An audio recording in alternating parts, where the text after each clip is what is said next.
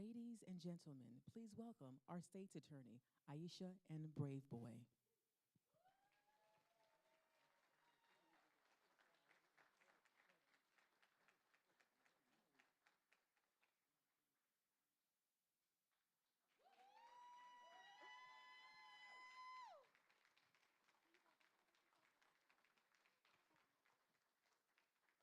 Ladies and gentlemen, we are ready to begin our 2023 State of Justice Symposium. Please take your seats at this time. We encourage you to engage with us on social media using hashtag SOJ2023 on Facebook, Instagram, Twitter, and while there, follow and like our pages.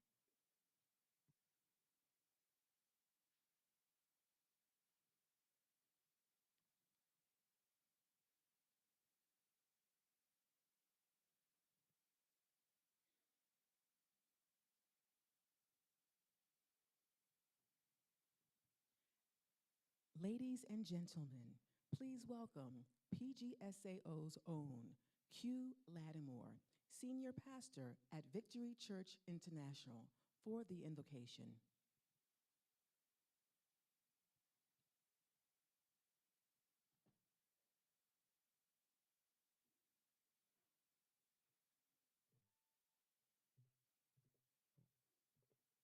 Praise the Lord. Let us pray. Lord, your word says to learn to do good, to seek justice, and correct oppression.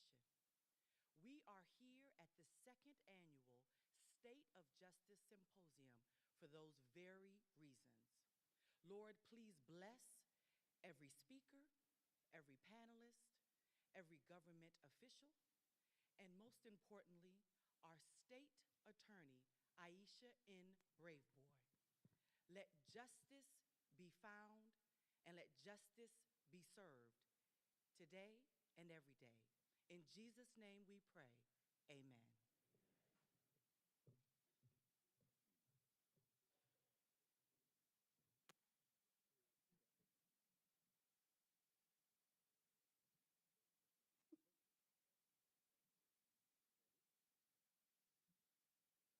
Hey, everybody, this is Eric Holder, and I'm glad to be with you virtually, but I wish I could be there with you in person for this important event. Now, I know that it's going to be insightful and impactful for each of you in Prince George's County. You know, you all have a great and visionary leader in State's Attorney Aisha Braveboy. Now, let me thank her and her team for hosting this, the second annual State of Justice Symposium for all the residents in Prince George's County. You know, the state's attorney has taken the lead not only in the courthouse, but in the legislature and in the community that she serves. In the courthouse, under her leadership, prosecutors have achieved over 90% success when it comes to the felony conviction rate. State's Attorney Braveboy has also developed groundbreaking, innovative programs and initiatives, including one to offer individuals a second chance, while also providing opportunities at rehabilitation during incarceration. She has successfully fought in the General Assembly to strengthen Maryland's hate crime statute and to regulate ghost guns. In the community, she's taken on crime with a focused prevention strategy such as Our Streets, Our Future campaign, and the Prince George's County Carjacking Task Force at the local and federal level, among other projects. And I know there is much more ahead for this great state's attorney and this community as you all continue to partner to ensure that Prince George's County thrives and remains safe. I'm looking forward to seeing all the great work that you will do together. I wish you all the best.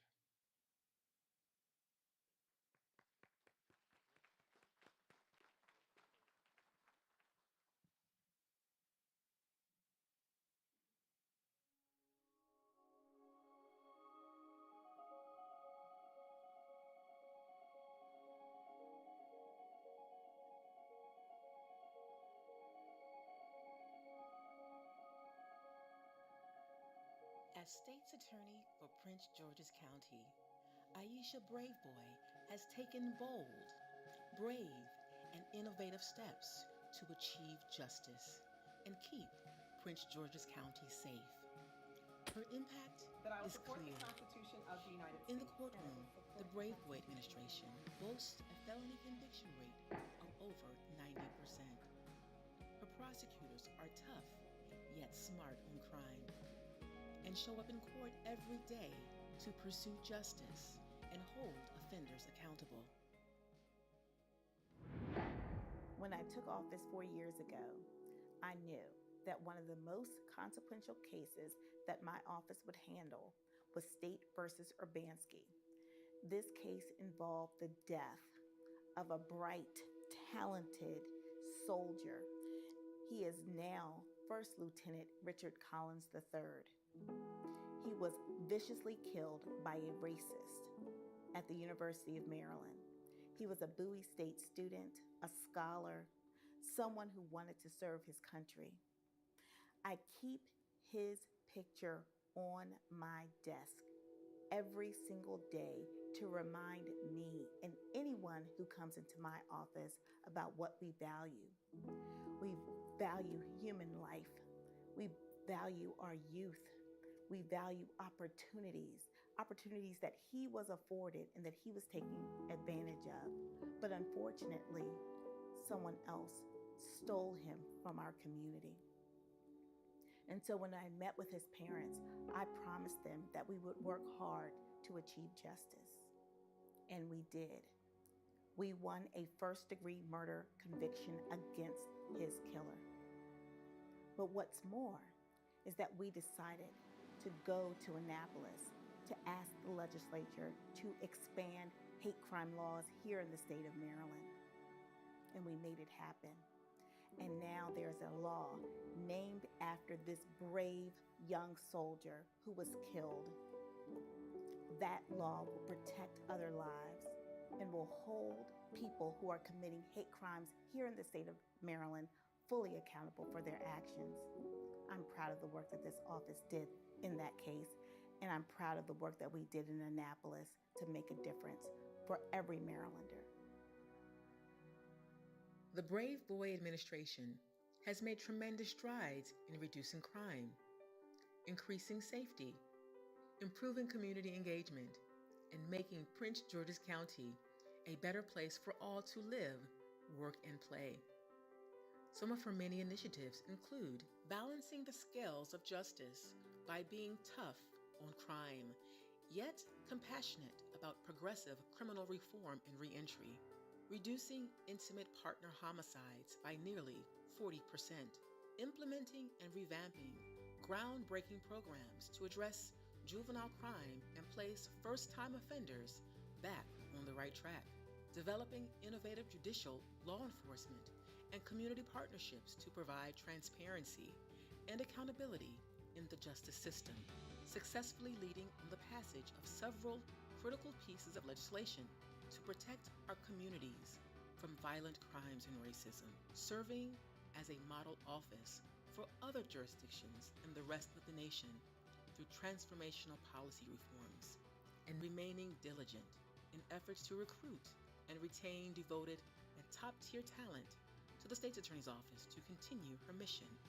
of brave justice for a brave future. A strong administration is built on the foundation of a strong team, and the Prince George's County State's Attorney's Office has the best and brightest to serve its residents who come first. The criminal justice system, for this office, we have made a commitment to serving everybody that's involved in the criminal justice system, for the victims, the witnesses, the defendants.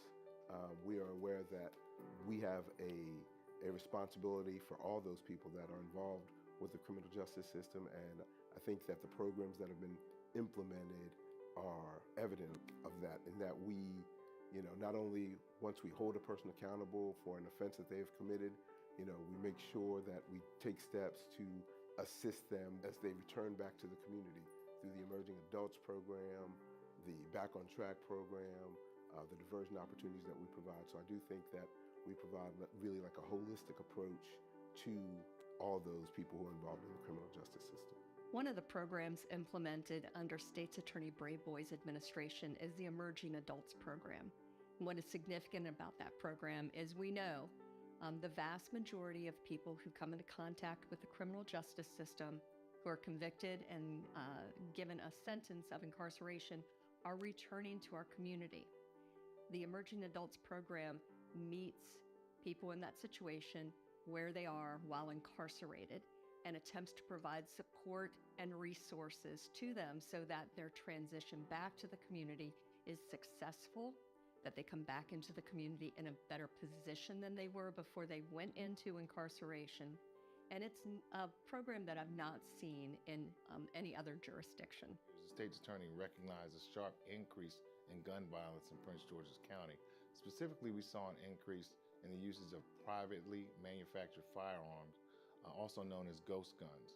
As a result, we worked with the Prince George's County delegation and testified in Annapolis to support the bill which bans ghost guns in the state of Maryland. Ms. Braveboy recognized in late 2020 and early 2021 that there was a dramatic increase in incidents of carjacking in Prince George's County. As a result, she made a decision to take a proactive stance and create the Carjacking Task Force. And this is a task force where we have invited law enforcement, business partners, civic leaders, and politicians to come together and coalesce to come up with a solution to combat the plague of carjacking in Prince George's County. Our theme and motto of Brave Justice has been realized under the Brave Boy administration.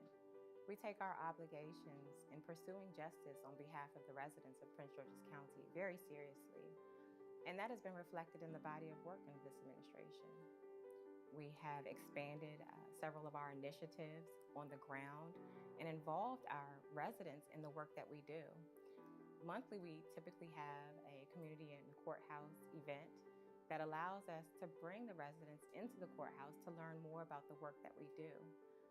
Oftentimes, we also take suggestions from the residents because we value their input. A lot of what they have to say and share with our office and the work that we do is very critical to how we balance justice in this office every day. When I came into the office, I looked at the organizational chart, and it had the state's attorney at the top, the deputies, the line attorneys, the support staff underneath them. And while we still have a similar structure in the office, instead of me being the head at the top of that organizational chart, I intentionally put the people of Prince George's County at the top. We report to them and we are accountable to them. And in her next term, Aisha Braveboy promises to continue the pursuit of brave justice for all Prince Georgians, because it is not only her duty as state's attorney, but her passion and commitment as a daughter, sister, and friend to so many in this county that she was elected to serve.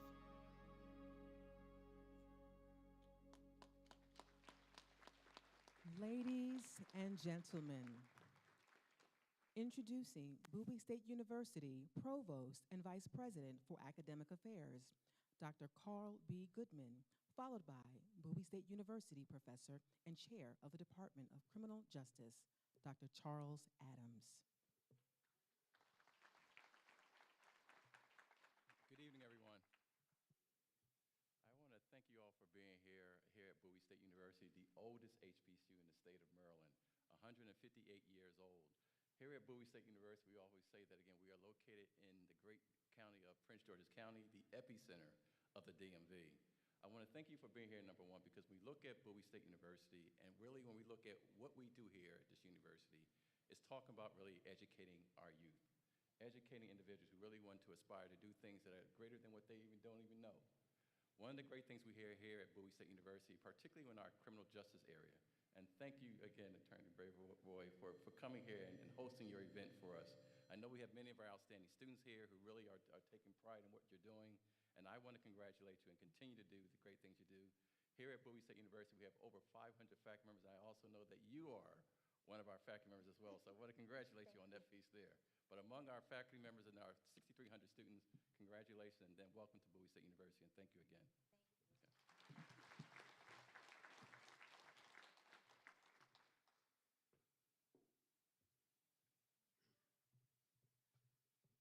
afternoon. Attorney Brave Boy. I am Charles Adams, excuse me, Department Chair of the Criminal Justice at Bowie State University. We thank you for allowing us to partner with you to host this event. We know it's going to be a very lively discussion, and we're going to learn. And we're going to have great discussion about some of the issues that impact our county. I'd like all of the staff, faculty, and my great students to stand up and give everybody a BSU welcome. BSU.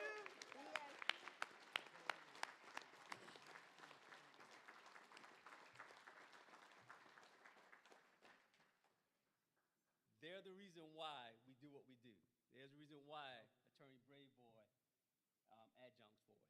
This is our future. And I'm not ashamed to say it. I tell them every single time I go to class, I love you guys because you guys are the best. So thank you for showing up for us, and we're gonna have a good time tonight. But can't leave the stage without also talking about what we're doing in our criminal justice department. I have two major initiatives that we're doing in our criminal justice department. Number one, we're just not teaching our students. We call scholar activists. We're out in the community. We have the first and only prison education program in the state of Maryland that's offering a Bachelor of Science in Sociology degree to male incarcerated citizens at Jessup Correctional Institution.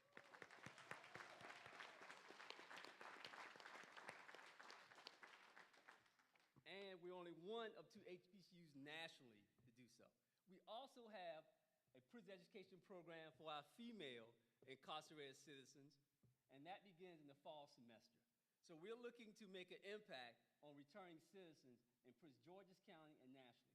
We also have the only restorative justice and practice institute in the United States housed at HBCU. So that's what we're doing at Bowie State University. On June 23rd, we have our 3rd annual conference hosted on Bowie State University campus. We invite all that's here tonight to come out and celebrate with us on June 23rd from 9 to 4. Yeah. So please come out and share that conference with us. And once again, on behalf of the Criminal Justice Department and students, faculty, and staff, welcome to BSU, and thank you. Ladies and gentlemen, introducing Vice Chair Councilmember Walla Blagay.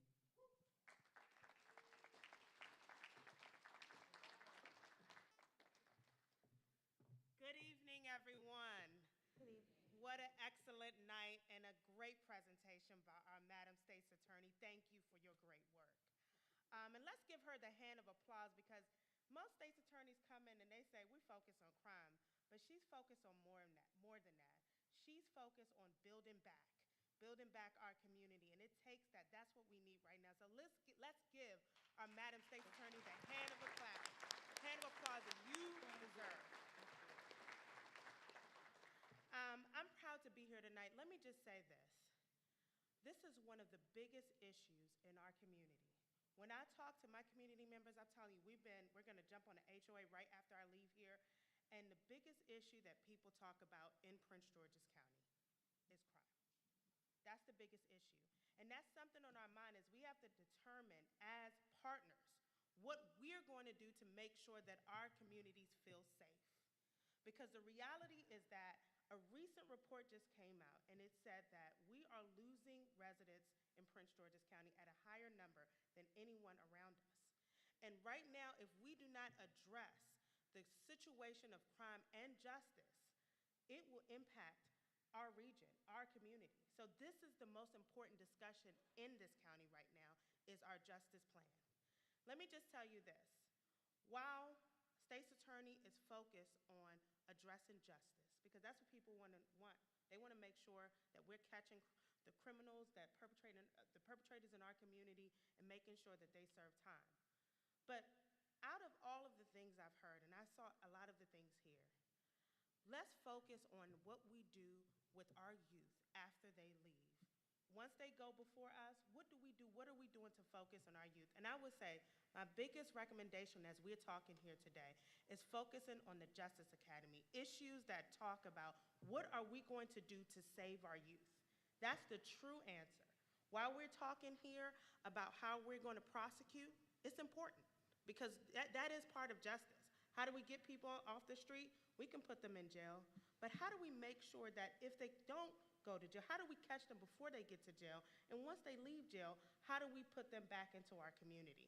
And that's part of the discussion. So with State of the Justice, what I appreciate is that you would not only talk about prosecutions, but you're going to talk about solutions. How do we, what academies, what programming should we do, collaborate from the council level, from the county executives level, from even the state level, to make sure that we provide the services that our folks need to make sure that they don't go into crime, that they don't terrorize anybody in our community.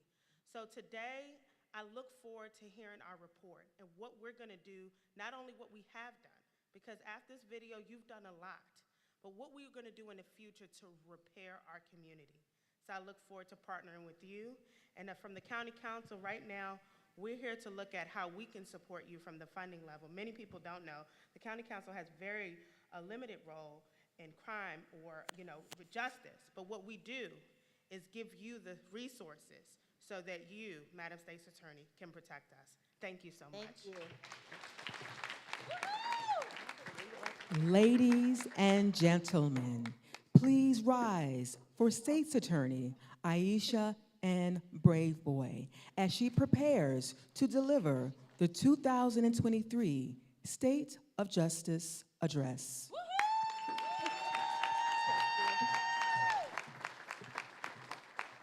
Thank you so much. And I'm really going to ask you to be seated. But I am just honored to be here today. And I want to thank someone who really is responsible for me not only becoming a lawyer, but also getting involved into politics. Against my will and better judgment at the time, my father told me, you're going to be a lawyer and go ahead and get into politics. And I want to say thank you so much, Dad, for telling me what to do. You really have changed my entire life, and I appreciate you, love you, and it is an honor to be your daughter. So Cuthbert Braveboy, thank you. I would be remiss not to mention one of my predecessors who I have tremendous respect for, former federal judge and the first African-American state's attorney in Prince George's County, Judge Alex Williams. Thank you so much for being here.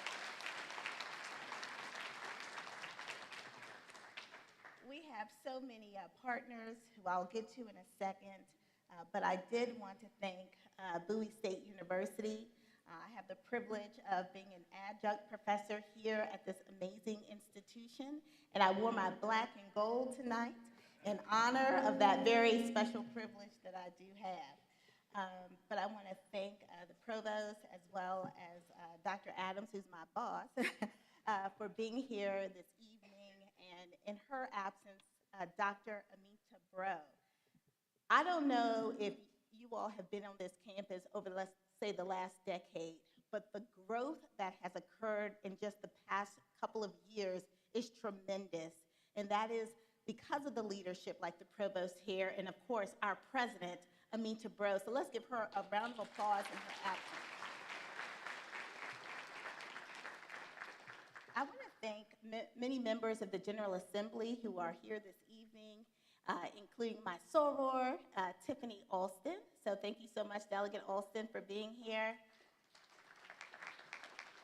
You will hear from later the chair of our Senate delegation, and that is, the vice chair, sorry, of our Senate delegation, Senator Ron Watson, whose district we are in. Thank you so much, Senator Watson. We also have the presence of the chair of our House delegation, Delegate Nick Charles. So it's great to have you here. My partner in crime, literally, our sheriff, John Carr, our new sheriff in town, John Carr, as well as Deputy Chief of the Bureau of Patrol, James McCreary. Thank you so much for being here. Before I get started with the speech, I also want to thank some of the leaders in my office, including my principal deputy, Jason Abbott. Deputy Perry Paler, as well as Deputy Cindy Bridgeford. And I would ask my Chief of Staff, who is just completely amazing and is the reason we are here this evening, because she plans everything that goes right in the office, and that is Judy Danso.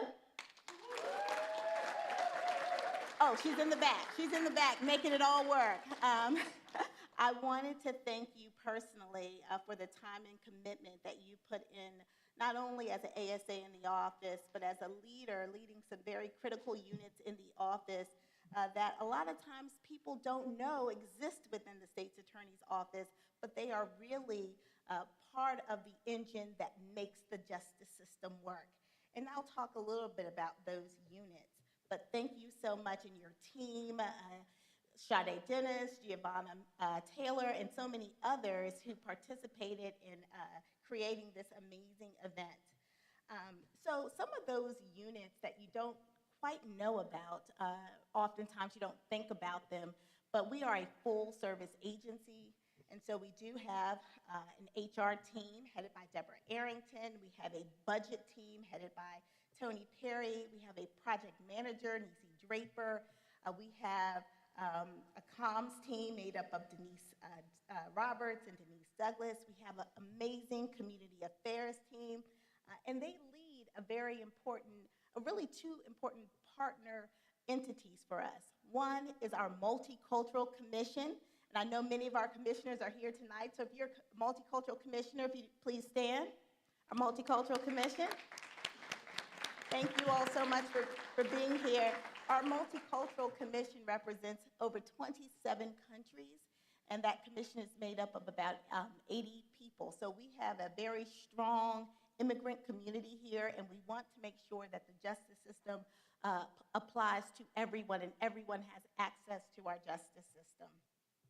We also have the LGBTQIA task force that we created. It was the first of its kind in the county to ensure that everyone, without regard to their sexual identity or their sexuality, gets treated appropriately in our system and understands that we will take each and every case seriously and treat them with the respect and dignity that they deserve. So we have amazing community partners that we work with. We also have, again, amazing people within the office, our IT team headed by Imani Blake, our research and data function headed by Stephanie Nwogu, our administrative staff, Juanita Parker and Julie Wilde and Gigi Jackson. I have so many. Our policy chief, which is Jess Garth, who you'll hear about a little later as well, and our legislative team that's headed by LaJoya Cannon. So we have other components to the office other than just our direct prosecuting units that really make this office work. As I thought about the theme for this symposium, equity and justice, I was reminded that traditionally, the scales of justice that Lady Justice holds are often shown in balance to simple justice as giving fair and objective weight to facts and evidence leading to a verdict. Her balance scales suggest justice is a pathway to restore balance to society, and her blindfold symbolizes justice as unbiased.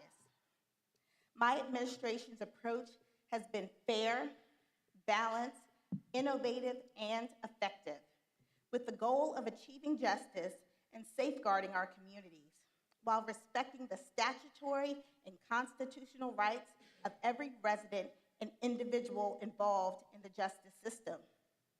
And our approach has yielded great results. Our Homicide and Strategic Investigations Unit, headed by Sherry Waldrop and Daniel Kim, has an over 95% conviction rate. Let me tell you, I would put my unit up against any homicide unit in this country. We work closely with our police department, and Prince George's County Police Department has one of the highest homicide closure rates in the country. So we work with them at the beginning of an incident to ensure that we are able to prosecute the most complex and consequential cases in our state. And I'm proud to say that we have arguably the best team in the country. We are also fortunate that we were one of only 10 prosecutor offices in the country to receive the coveted Forensic Genetic Genealogy Grant from the Department of Justice, which allows us to test DNA found in older homicide and rape cases. This type of technology led to the conviction of Brandon Villegas in December of 2021, who murdered Matthew Mickens Murray in May of 2017. This case remained unsolved until genetic testing was completed. Through the leadership of our Special Victims and Family Violence Unit, headed by Jess Garth, Sarone Anderson, and Ellen Updike, we have implemented smart and bold strategies to address domestic violence. We created the first ever strangulation protocol for Prince George's County to support victims of the most deadliest form of domestic violence, strangulation. We also created the high-risk, high-lethality protocol in which cases are screened for certain risk factors that would indicate danger to victims. After implementing the strategies, we have seen an over 40% decrease in intimate partner homicides in Prince George's County. We are proud of our work, and we know that we have helped to save lives.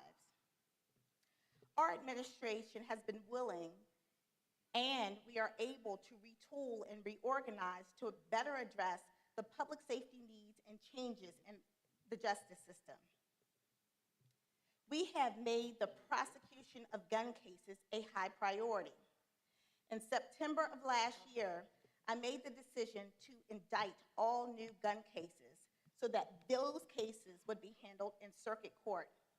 And tonight, I'm announcing the creation of the Firearms Enforcement Unit, which will be headed by Todd Stewart, which will serve as a specialty unit focused on gun prosecutions.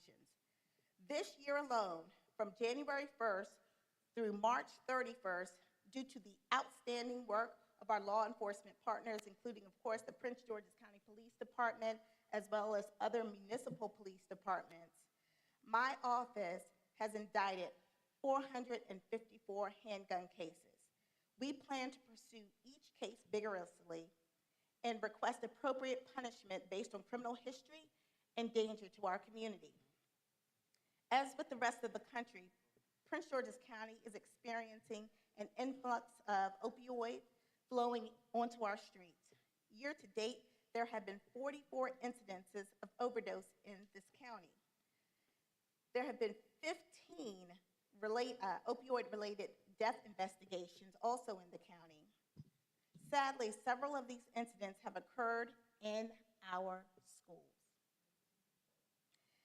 As a result of these statistics and the growing number of high-volume distribution cases, I'm announcing the creation of the redesigned narcotics unit, which will be headed by Perry Paler, that will aggressively prosecute opioid and other felony gun cases with a particular emphasis on fentanyl cases.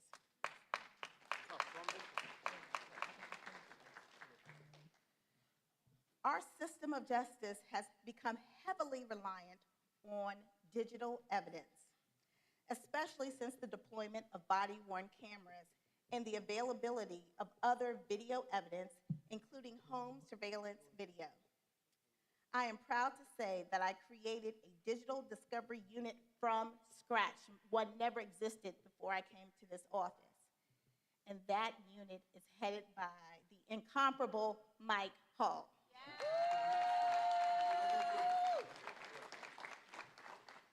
We will continue to request the growth of that unit, so I hope that Madam Vice Chair, who promised that she will focus on resources for the State's Attorney's Office, I'll remind her after this event, but we will continue to request resources to grow that unit because it's so important that we are prepared and that we are able to meet our discovery obligations. And with the advent of body-worn cameras and so many other and so much other technology, the need has grown. Carjackings, first-degree assaults, and many of our violent felony cases are handled by our Major Crimes Unit, led by Chief Jonathan Naylor and Assistant Chief Rashid Mahdi.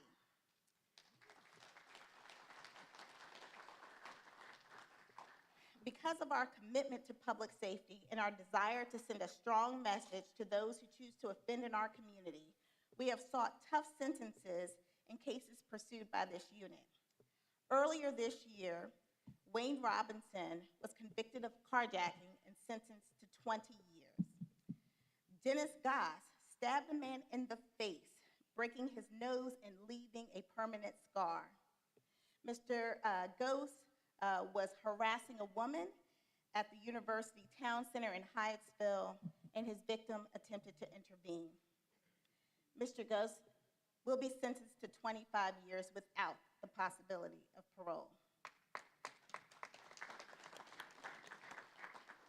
In another case, Ricardo Davis, who was a defendant and a repeat gun offender with at least 3 prior gun offenses in the District of Columbia, received a 15-year sentence for gun possession, possession with the intent to distribute, and other related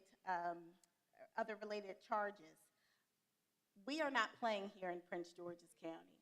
It is extremely important that people understand that we mean business. And we don't do this purely to be punitive.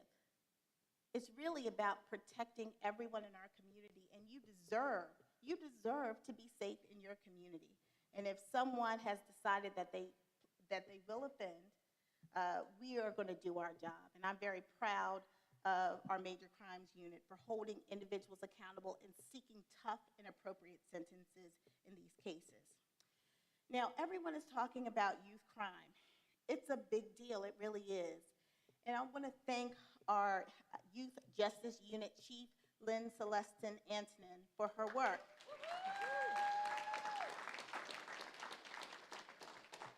These are the most difficult cases because we must balance the age, the youthfulness of the individual with the crime, the seriousness of the crime that they committed. And what we decided as an office is that consequences, holding people accountable, even if we want them to be rehabilitated, which we do, we care about our young people, we know that they are our future. But without consequences, without accountability, oftentimes these young people will continue to act in a way that is unsafe for themselves and our community. Between January 1st, 2019, the start of my administration, and February of 2023, the Youth Justice Unit pursued 205 juvenile carjacking cases.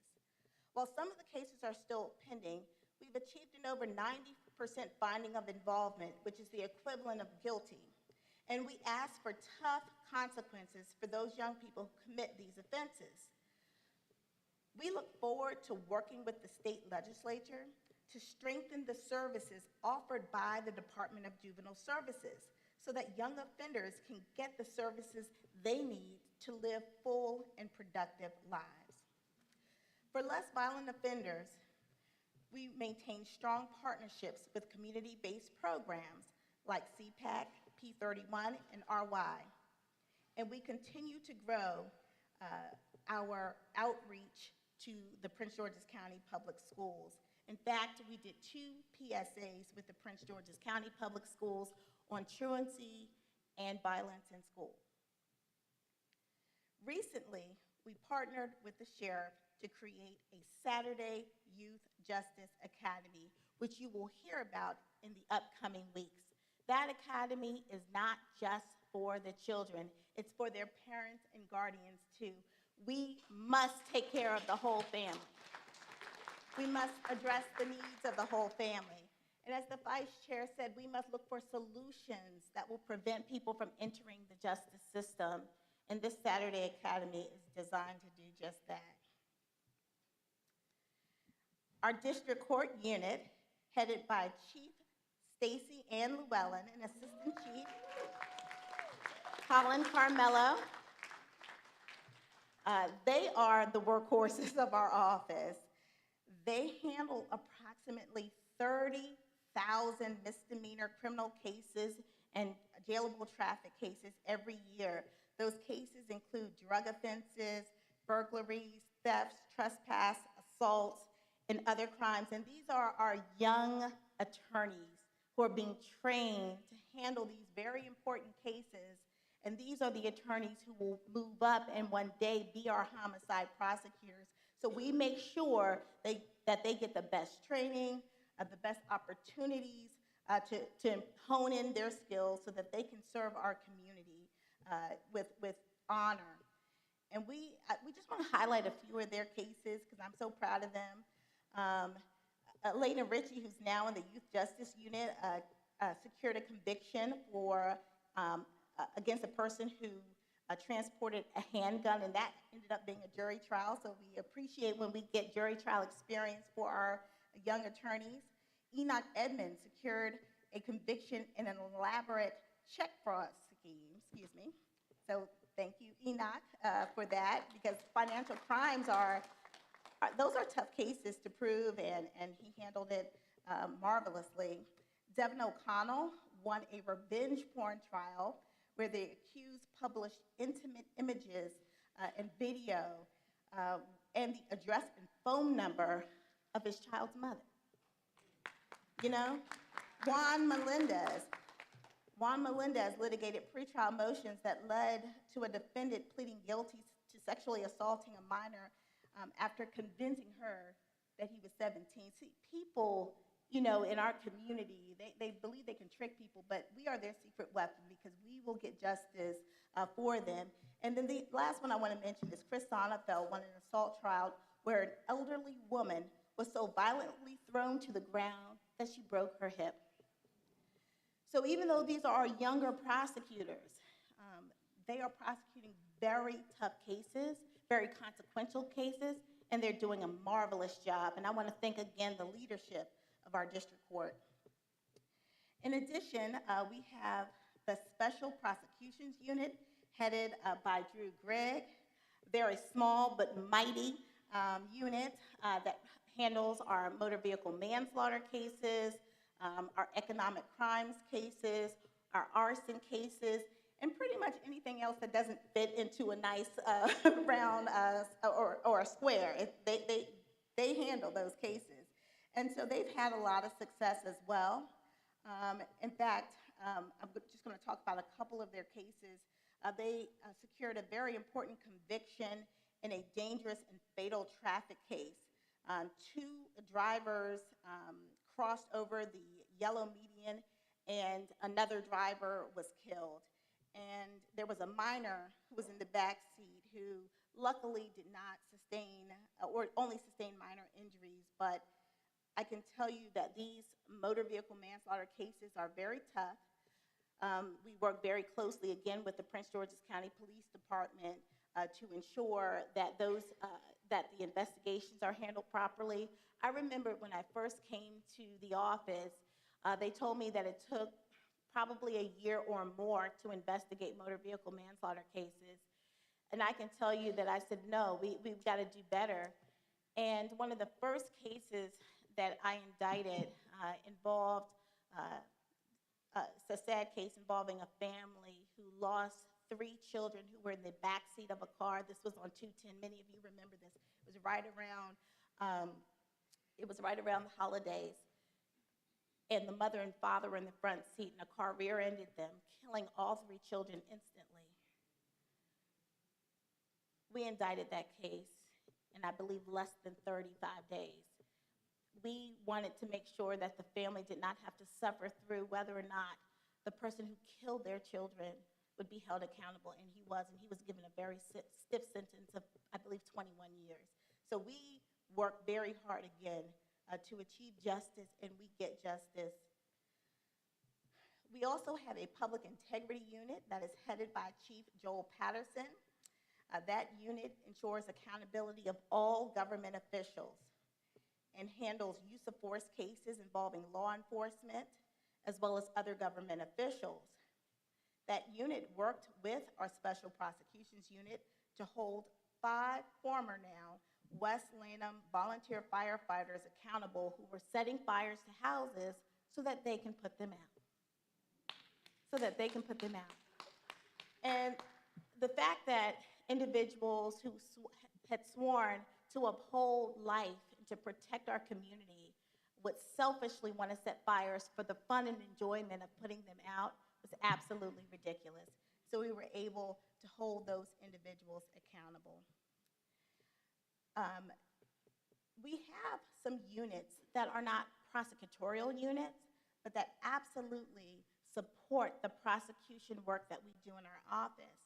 Our case management unit, which handles our grand jury, our bond reviews, our indictments, and our initial discovery and our screening of cases is headed by Todd Stewart, and he does a tremendous job of ensuring that these cases are processed properly. We also have a post-trial procedure unit headed by Chief Tano Gorman, and that unit protects our convictions. We fight very hard to protect convictions against individuals who've harmed our community. It also handles violations of probations and sentence review motions. We have a wonderful investigative unit headed by Colonel Willie Powell. That unit runs criminal record checks, serves subpoenas for us, and assists with locating and getting witnesses to the courthouse, and also provides security for our office. So let's give our investigative unit a round of applause. And we have our wonderful victim witness unit headed by Teresa Middleton. And oftentimes we think of them as the third chairs in our cases, because in some of our big cases we may have 2 attorneys trying the case, but that victim witness coordinator is invaluable to ensuring that those cases proceed properly, that our victims are taken care of, that our witnesses are available. And I want to thank each of these men and women, because the work that they do extend past 9 to 5, because our victims have needs at all points during the day, on the weekend, in the evenings. And these amazing men and women really care about the people in our community. And they fight just as hard as our attorneys inside and outside the courtroom to get justice. So again, to our victim witness unit, we couldn't do it without you. Let's give them a round of applause.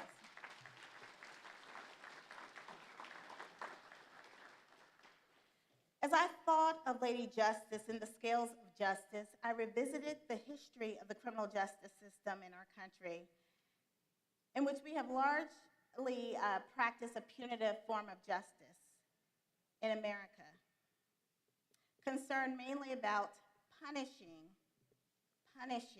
offenders alone.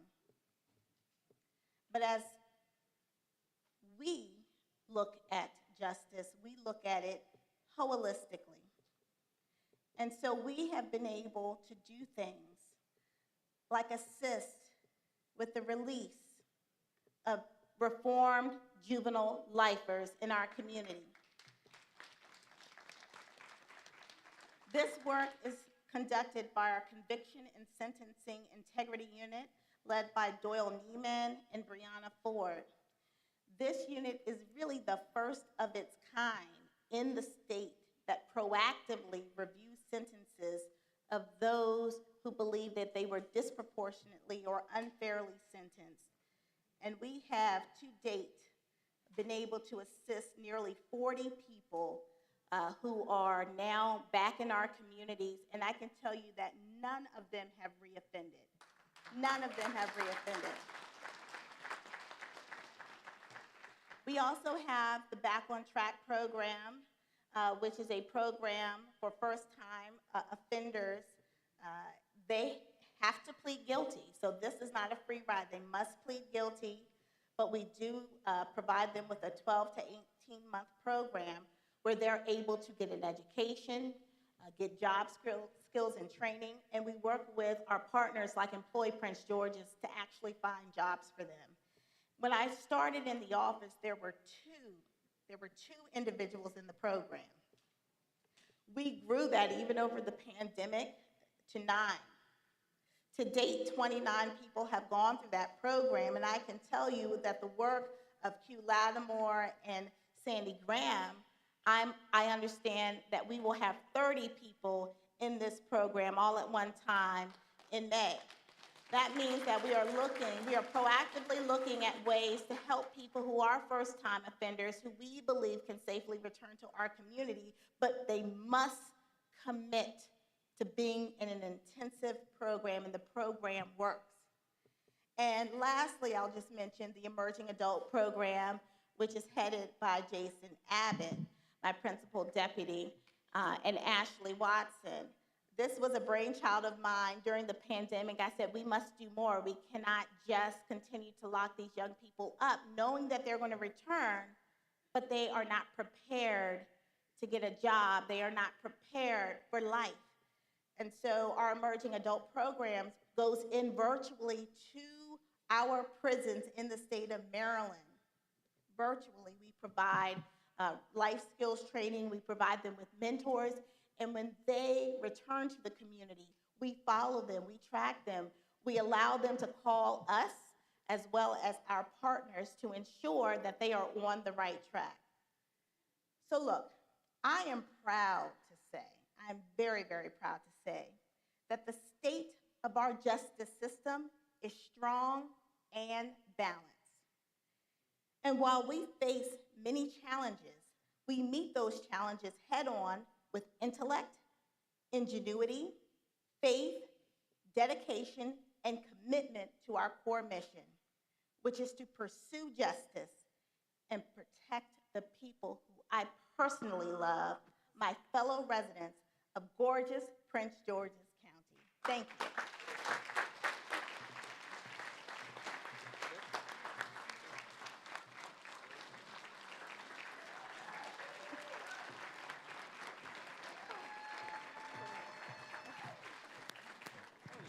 Hello, everyone. Let's give the state's attorney another round of applause for her work and dedication to Prince George's County.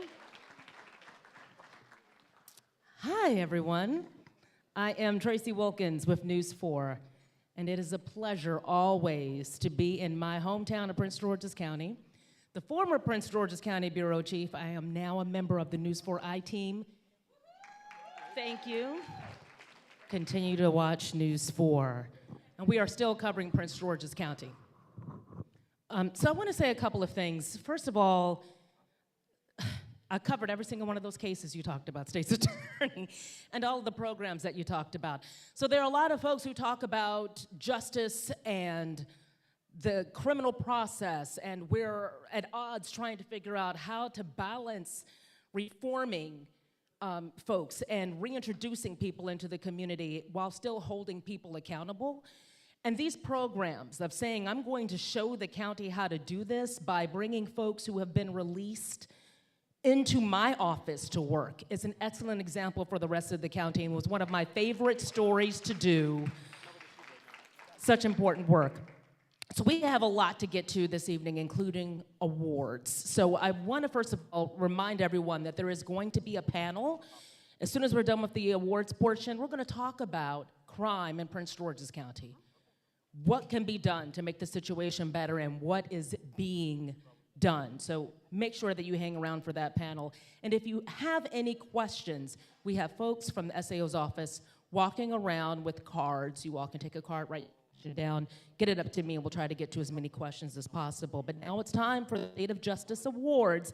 So please welcome State's Attorney Aisha Braveboy, Principal Deputy Jason Abbott, Chief of Staff and Assistant State's Attorney Judy Danso, Deputy State's Attorney Perry Paler, Deputy State's Attorney Cindy Bridgeford, and Chief of Operations Dole Neiman.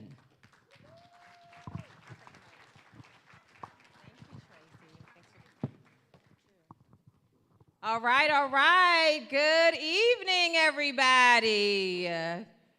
All right, we are so excited to transition into the next phase of our event this evening. As Tracy mentioned, our State of Justice Awards. We know that many people came out to hear Madam State's Attorney in her address, but we find it only right to ensure that we recognize and acknowledge the men and women in our office who truly are the best and brightest representatives that you could ask for as ministers of justice on the front lines, in and outside of the courtroom, the members of what we call Team SAO. Somebody say Team SAO. That's right. So I have the pleasure and honor of starting out with a few of our categories this evening, beginning with our PGSAO Community Partner Stakeholder Award. This award goes to an individual or a few individuals who embody the relationship between the SAO and their respective organizations as vital to not only the safety of the community, but the health and welfare of the county as a whole. Our first Community Partner Award goes to Tanisha Miles. Tanisha Miles. Tanisha for her commitment to young girls in the county, for providing diversion services for an underserved population of tweens through her organization, which is P31 Girls Incorporated, that helps to prepare girls to achieve their personal and academic goals, intentionally building academic agility, genuine confidence, and compassionate character, as well as giving them a competitive edge. Ladies and gentlemen, Tanisha Miles. Our second Community Partner Award goes to the Solid Foundation. Latasha Ward of the Solid Foundation. Are you here, Latasha? Yes, please give her a round of applause. The Solid Foundation has worked with our office to provide entrepreneurship training for individuals attending PGSAO expungement fairs and our Streets, Our Future events. The organization has helped to pay for hundreds of petitions for expungement for those who have attended many of our expungement fairs, and so we appreciate Latasha Ward and the Solid Foundation for her work and her partnership.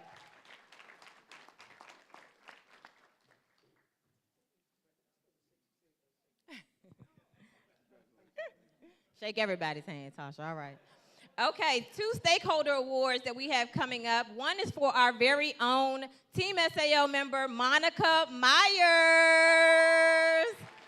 Monica is being recognized for her tireless work with MSP to build a rapport to successfully prosecute individuals that are charged with possession, distribution, and production of child pornography.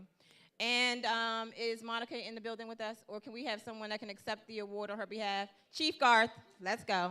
She's working. That's what we do, 24/7. And our last stakeholder award goes to none other than Employ Prince George's EPG. They are actually one of our partners and vendors that are here today. We are so grateful to Walter Simmons and his entire team as a committed stakeholder and community partner around much of the work that of our office, to include our Streets, Our Future initiative, our Back on Track program, and the work of our Saturday Justice Academy. So let's give him and his team a round of applause.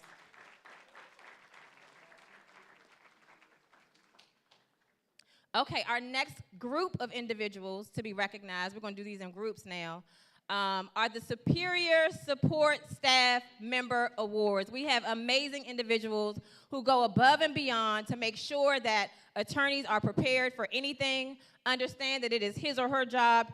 It is not confined to a description, but it's certainly fluid to the needs of the office day in and day out. And so we would like to recognize the following individuals for this Superior Support Staff Member Award. Nikesia Anderson. Is Nikesia here?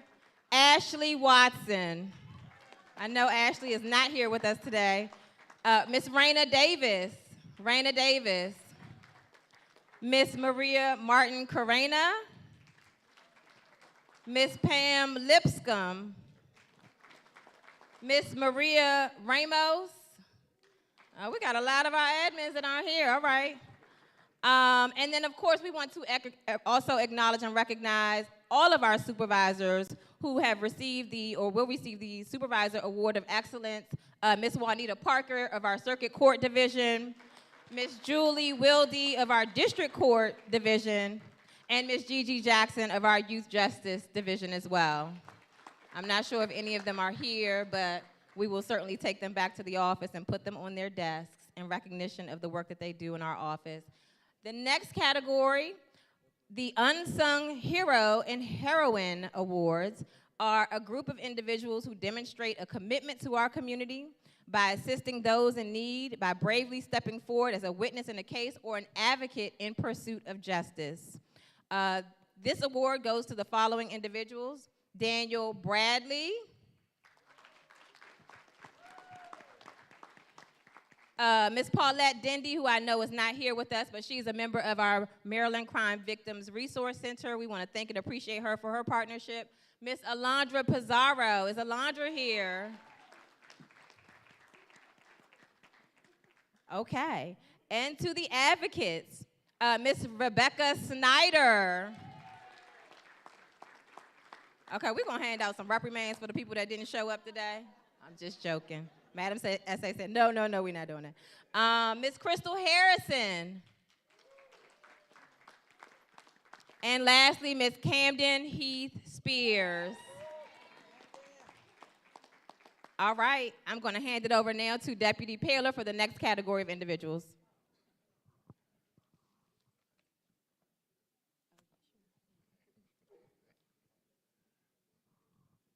Good evening, everyone. As mentioned before, I'm Perry Paler, Deputy State's Attorney, and I'm here to present the Public Safety Award, and that recognizes the critical mission. This person recognizes the critical mission of the State's Attorney's Office and goes above and beyond to facilitate the execution of such through proactively aligning efforts and resources to achieve the goals. And this award goes to Ms. LaJoya Cannon.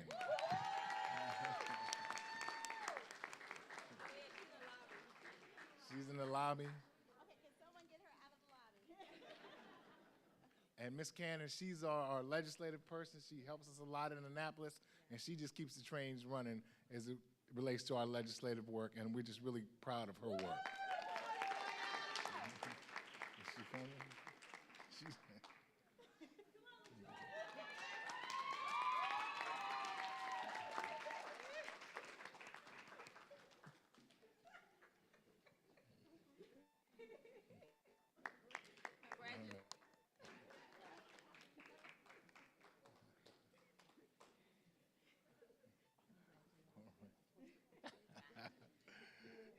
Congratulations, LaJoya. All right, our next group, these are a group of attorneys who will be receiving the Circuit Court Rising Star Award. And this is through their tireless work. They are rising stars in Circuit Court unit with a level of professionalism that influences generations of prosecutors. And I'm really excited about all three of these attorneys, and they have just done outstanding work.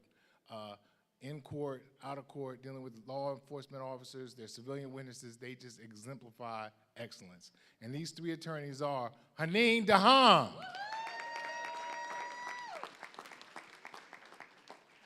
and Jason Alston. Oh, look at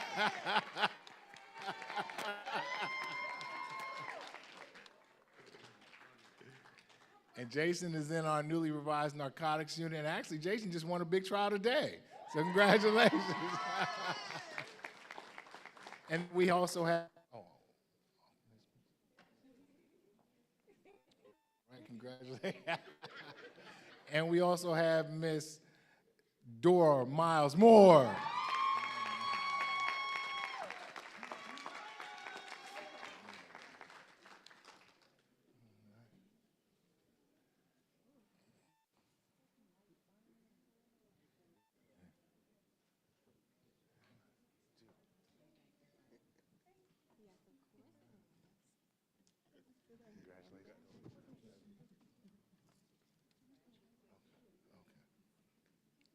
Now, we also have a couple other awards that I'll present. Look, I watch Law & Order. When we talk about Law & Order, they talk about the police and they talk about the prosecutors. But there's a third component that they don't talk about, and that's the legislators. The legislators are an essential part to fighting crime. They provide two things. They make the laws to keep us safe, and they provide the money to fund all the activities that we need to get things done. So today I want to present the Local Legislator Leadership Award to Delegate Nick Charles.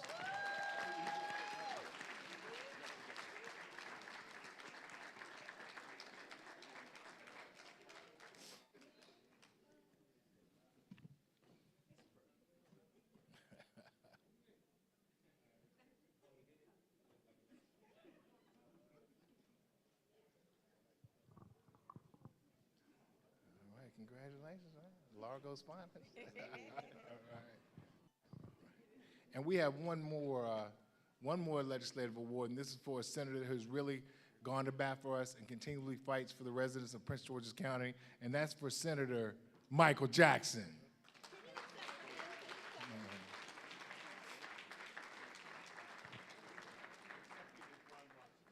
And accepting is Senator Ron Watson.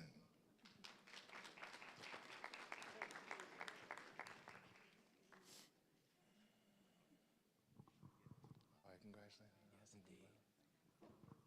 And now I will turn over the next presentations to our Principal Deputy, Jason Abbott.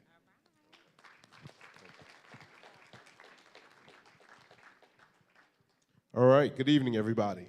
Jason Abbott, Principal Deputy. Thank you all for coming out and celebrating this event with our state's attorney as we honor the recipients of these awards. The category I'm presenting on is our Outstanding Felony Prosecutor Award. As we came out of the pandemic, all of our trial units had to deal with a backlog of trials. And so their trial calendars were pretty much back to back to back, week to week to week.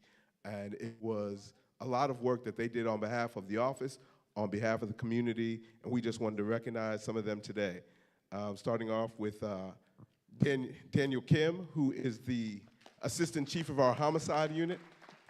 Daniel isn't here today. Our Chief, Sherry Waldrop, is on vacation, so Daniel has to man the phones.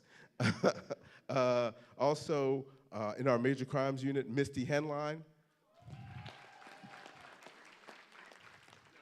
Misty is not here. Misty's probably working because she's probably got a full docket tomorrow. Also, Giovanna Miller.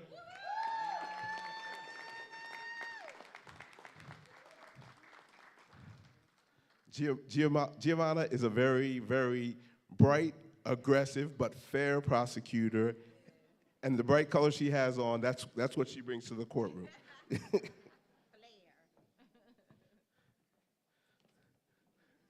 Congratulations. Also, I know he's going to be surprised again, Jason Alston.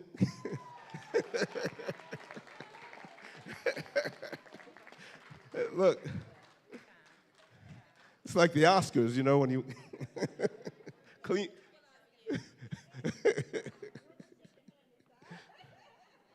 Congrats.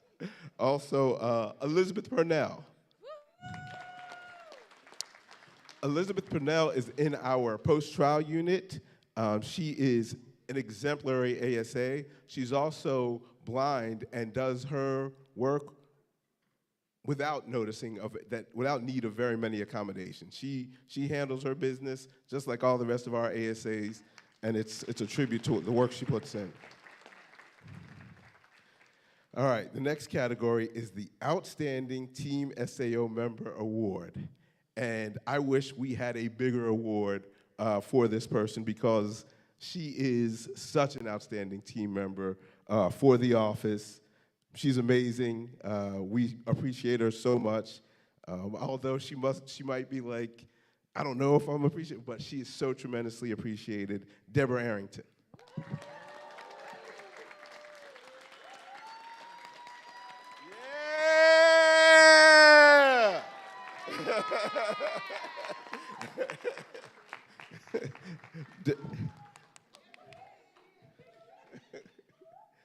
I talk to Deborah pretty much every Friday afternoon. I'm like, why aren't you at happy hour? So I got to take her to a happy hour one day.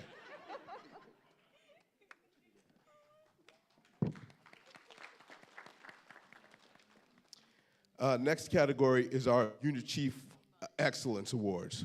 The unit chiefs in this office do such an amazing job for us in that they are the the leaders of our chief units, our major units in the office, not only do they train prosecutors within their units, but they have their own caseloads.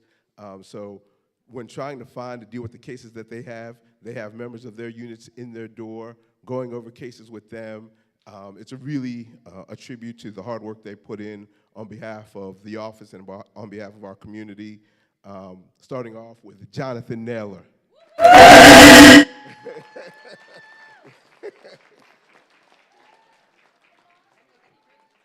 Oh, yeah.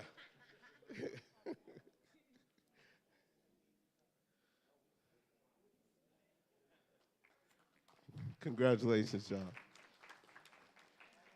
The next unit chief is for our, as was mentioned earlier, really the third members of our trial team, our victim witness coordinator unit, who do so much in having the success we do in the trials that we prosecute, Ms. Teresa Middleton.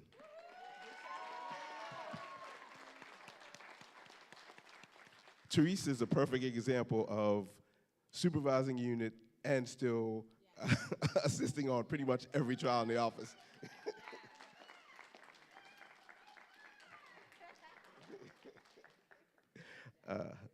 Next is Tom O'Gorman. Tom is the chief of our post-trial unit. He's not here, but the post-trial unit, they protect the convictions that we are able to attain. Defendants have rights to try to have their cases reviewed for sentences reviewed for reconsiderations, post-trial hearings, and Tom's unit does an amazing job of protecting the convictions which we have attained. Next is our public integrity unit, Chief Joel Patterson. Joel is not here. Joel is getting ready for a trial that he starts on Monday. But our public integrity unit, State's Attorney Brave Boy created this unit to hold police officers accountable, for those that need to be held accountable, and for other public officials. Joel is the perfect person for this job because he is very fair, but very, very, very, did you want to say something? Oh, yeah, let me keep this moving. My bad, sorry about that. Next, definitely Stacey Ann Llewellyn, our district court chief.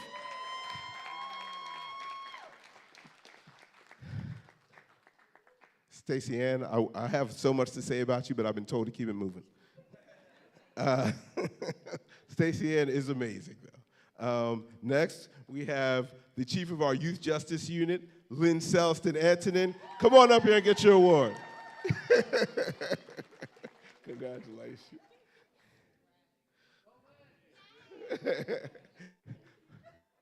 Also, the chief of our special victim family violence unit, Jessica Garth.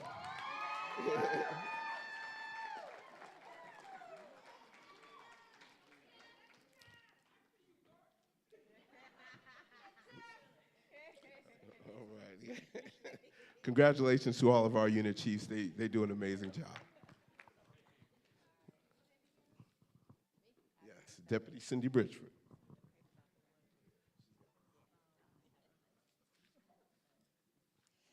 Good evening, everybody.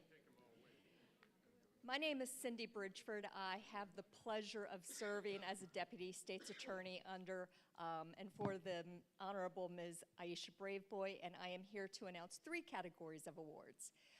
It was mentioned earlier that the District Court unit is the workhorse of the office, and that is no joke. I have the pleasure of supervising this unit. I meet with Stacey Ann Llewellyn and Colin Carmelo, the leadership, every week, and I have the pleasure of interviewing the majority of people who end up going into that unit, and we get an amazing pool of talent to fill the attorney positions in that unit. Everyone in the unit honestly deserves an award because when you're talking about the numbers, 30,000, 40,000 cases over the course of the year, in court 2, 3, 4 times a week, and constant barrage of emails and calls and everything else that they have to deal with. But we're going to identify a few folks. First, from District Court Rising Stars is Nicole Asuela.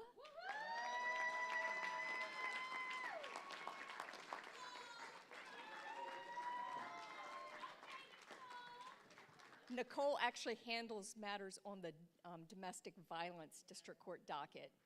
Congratulations. In addition, we are recognizing Devin O'Connell.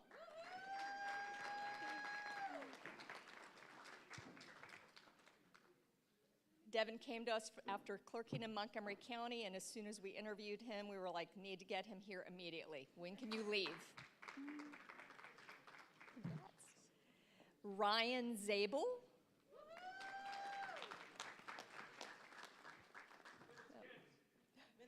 With his kids. And then Juan Melendez. Also with his kids. Please give a round of applause to all of our recipients. The next category that I have is Assistant Unit Chief Award of Excellence.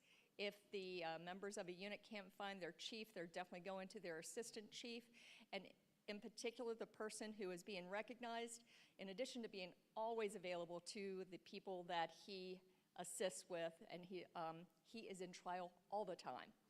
So he carries a very heavy docket and handles assisting newer ASAs. Rashid Mahdi, Assistant Chief of our Major Crimes Unit.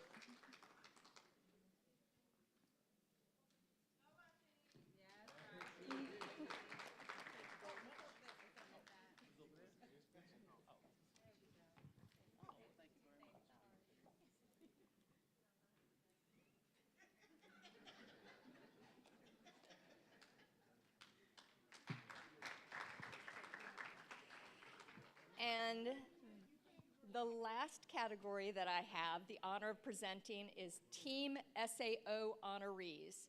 Imagine coming to work and having to deal with some of the very difficult cases that we have to deal with.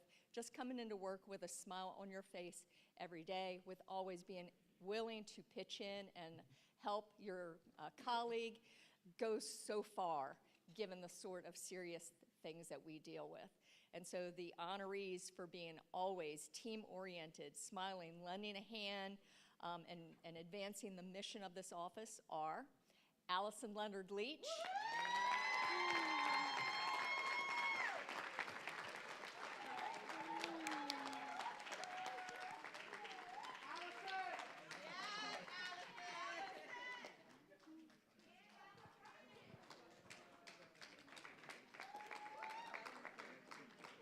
in addition, Brenna Bush. Is Brenna here? Not here? Okay. Alana Gale. Woo! Alana tries to keep us always healthy. She is the person who's constantly encouraging us to participate in all of the events that the county does for health and fitness.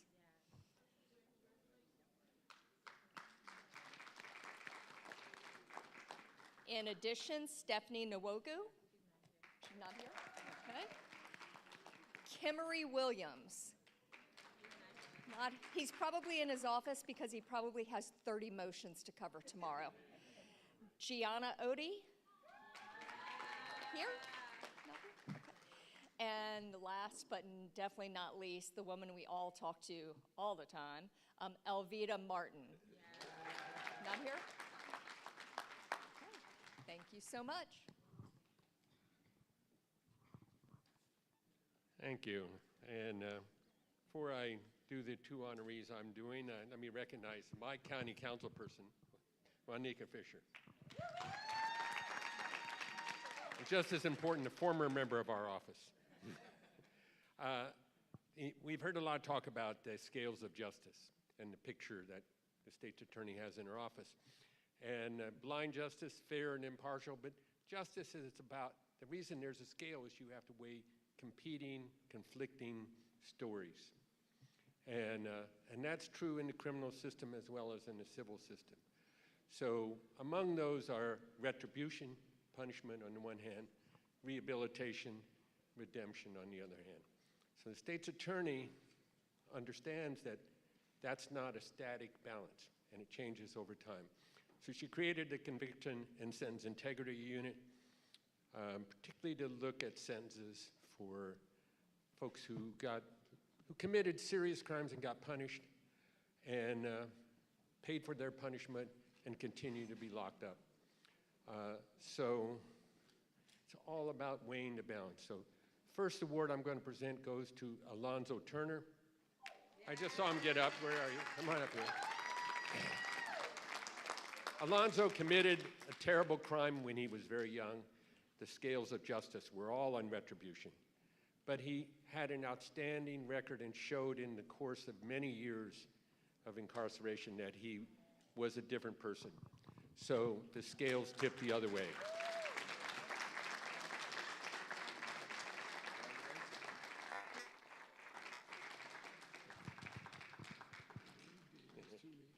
And should note he continues to do great work. He actually works as a mentor, peer support person for the county government for other returning citizens.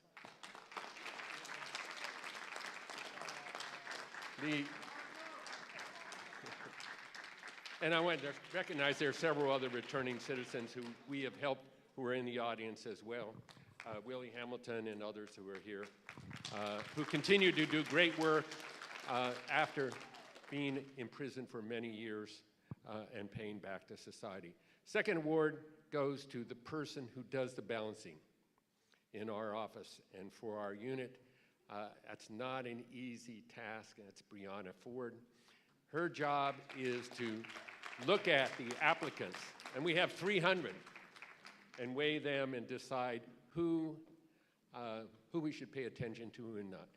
Most important of all, she talks to the victims, because we have an obligation to do that. She talks to them with compassion and understanding, even when they don't agree with our decisions. And they often don't, because for them, retribution is still the call.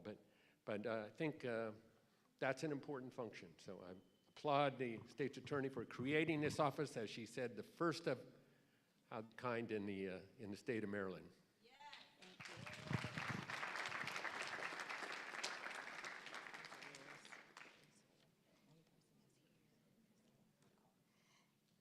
So I just wanted to have an award for the individuals that the state's attorney recognizes that sometimes are unsung heroes in the office.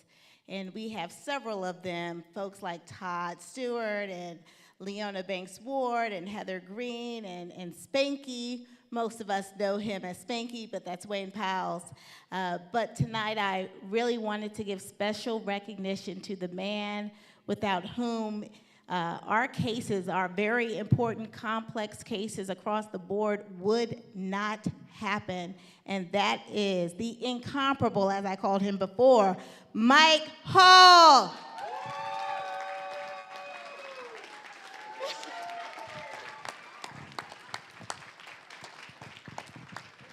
All right, we are ready to transition into our panel discussion. Thank you all so much for being patient with us.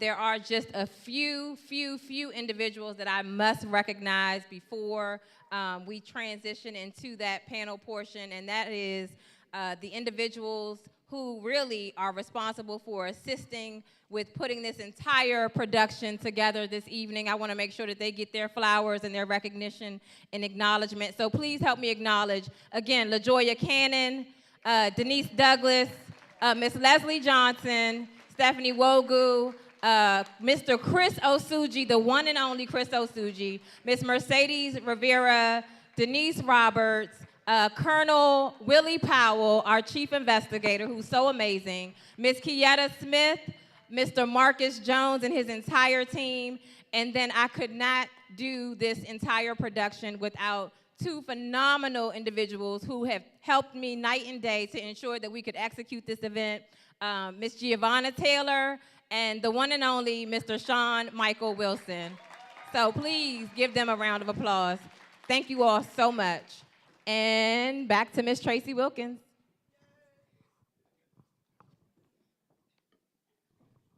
All right, so if we could have the following folks please join us here on the stage. The state's attorney is already here. Prince George's County Sheriff John Carr, Prince George's House Delegation Chair, Delegate Nick Charles, Prince George's County Police Department Deputy Chief James McQuarrie, Prince George's County Senate Delegation Vice Chair, Senator Ron Watson. If you could all please join us up here on the panel.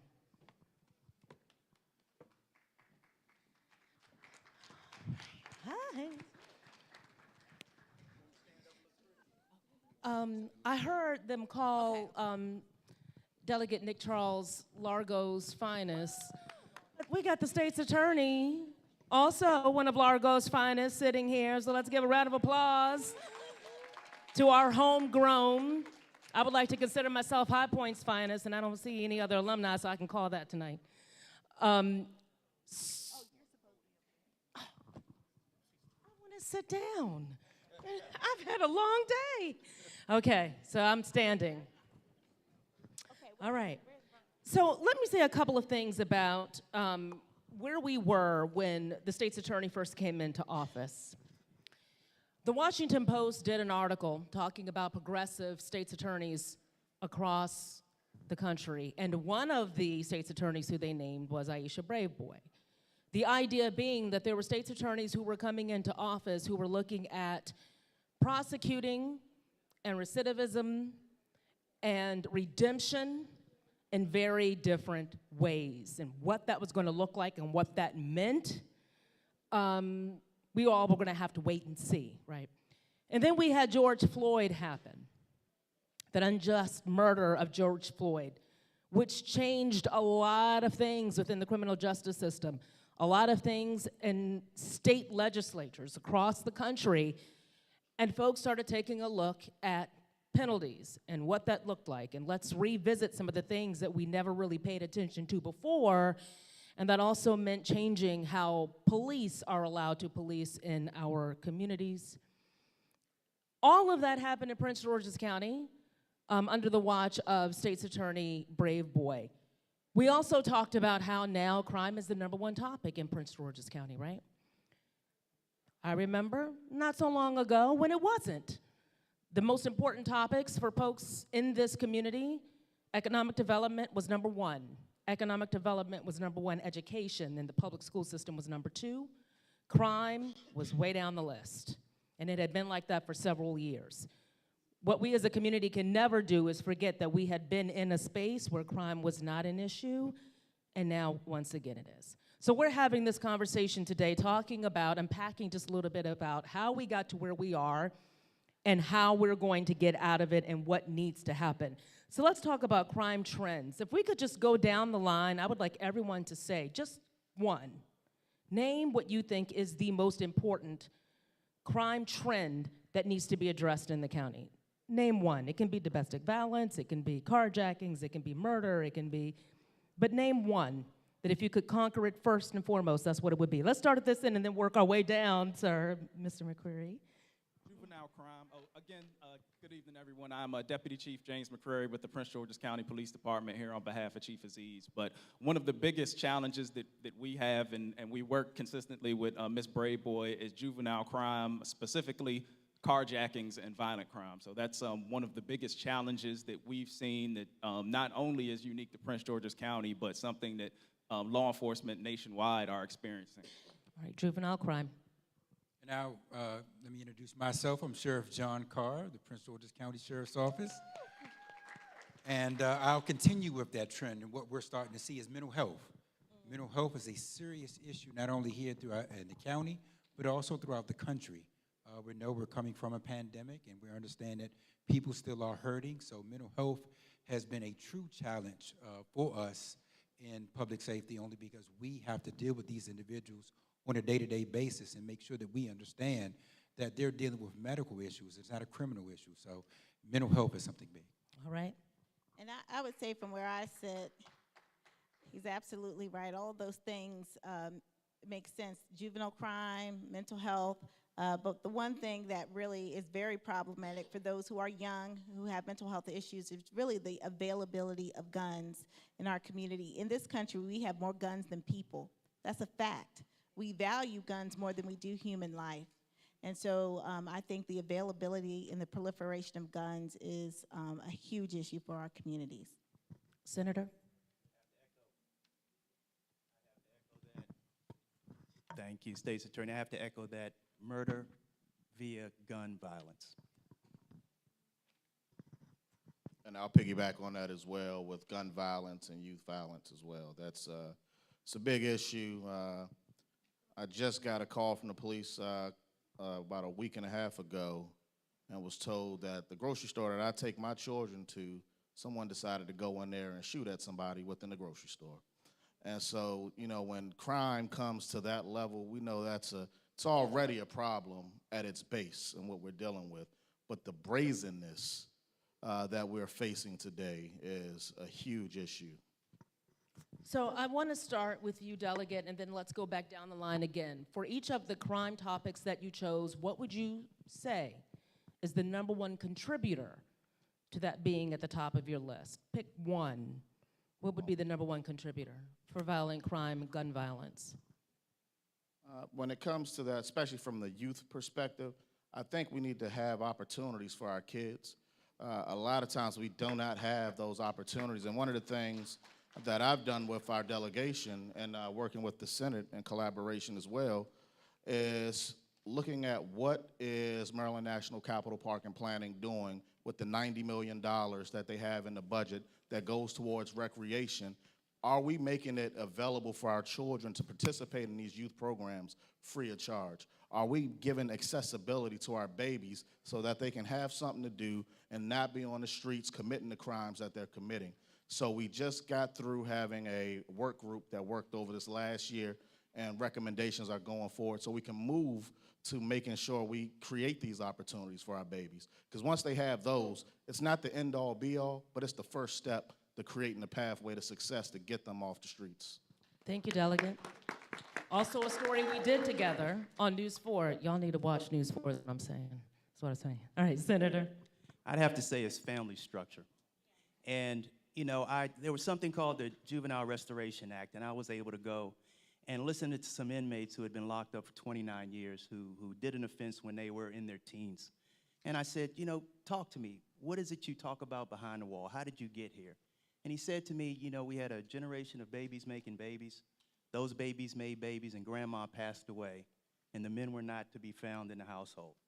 And the black family is falling apart. And when you look at everything that's going on, let's not talk code anymore. We're talking about black families.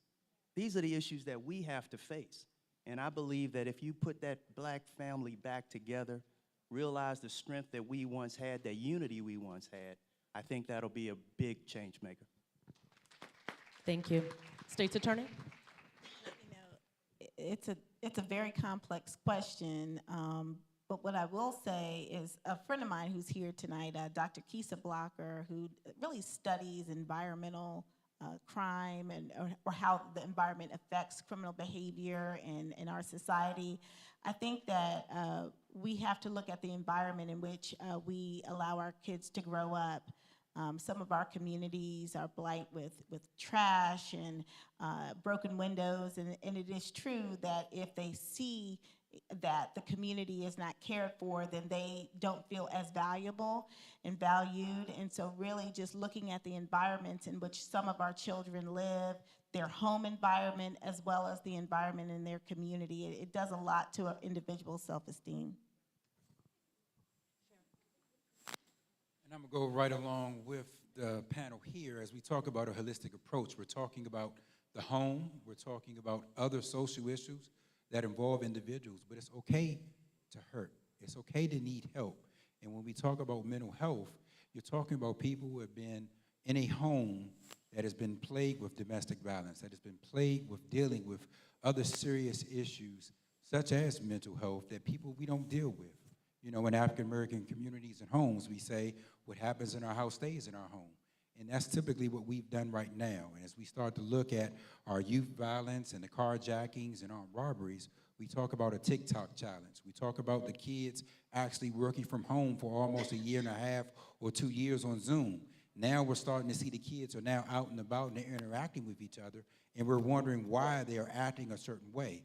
So we have to take a holistic approach and start to see exactly what were they dealing with at home. Were they attending school? Who were they around? What is the social life they're dealing with, whether abuser at home, or not having funds or not having a job, as far as your parents have just lost their income. What are we doing for those youth, and why are they actually committing these acts? So I think we have to take a look at the holistic approach and really talk about mental health in our homes. Deputy Chief.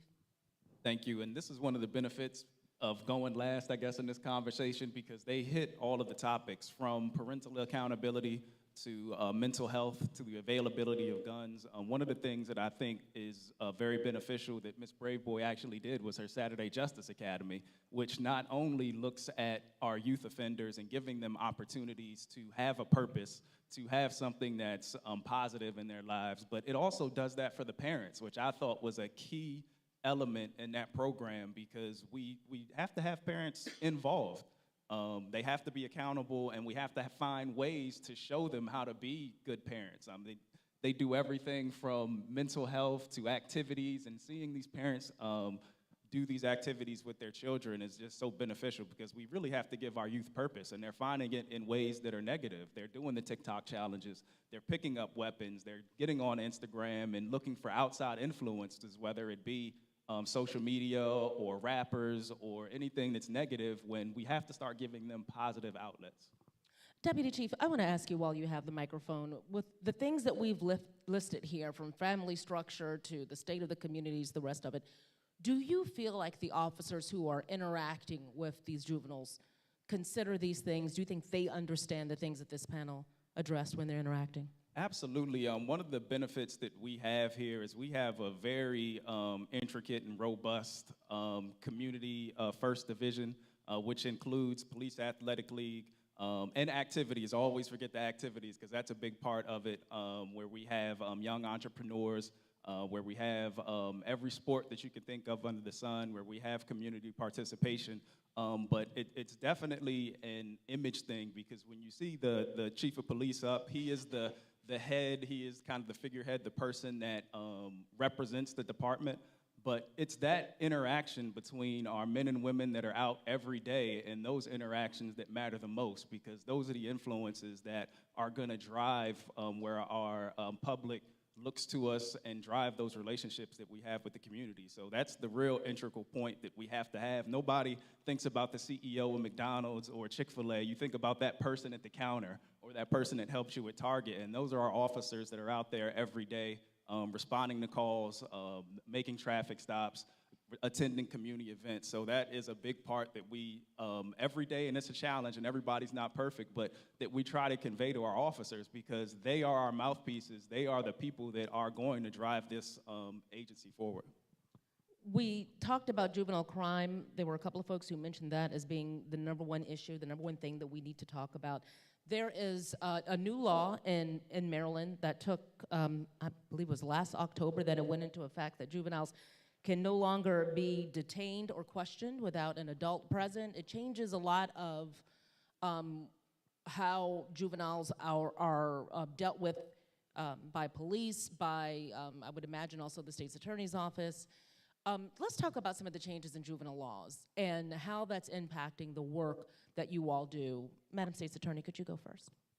So there are a couple things that really changed, not only the child interrogation statute, but also the legislature passed laws that changed the age at which the juvenile justice system would have jurisdiction over a child, and the types of offenses committed by younger children that the juvenile justice system would have jurisdiction over. So most misdemeanor offenses, although we consider them serious, like gun possession and things like that, if the child is under, I believe, 13, those cases would not fall under the jurisdiction of the Department of Juvenile Services or the juvenile justice system. So we are concerned, obviously, with young people with weapons, and they're getting younger and younger.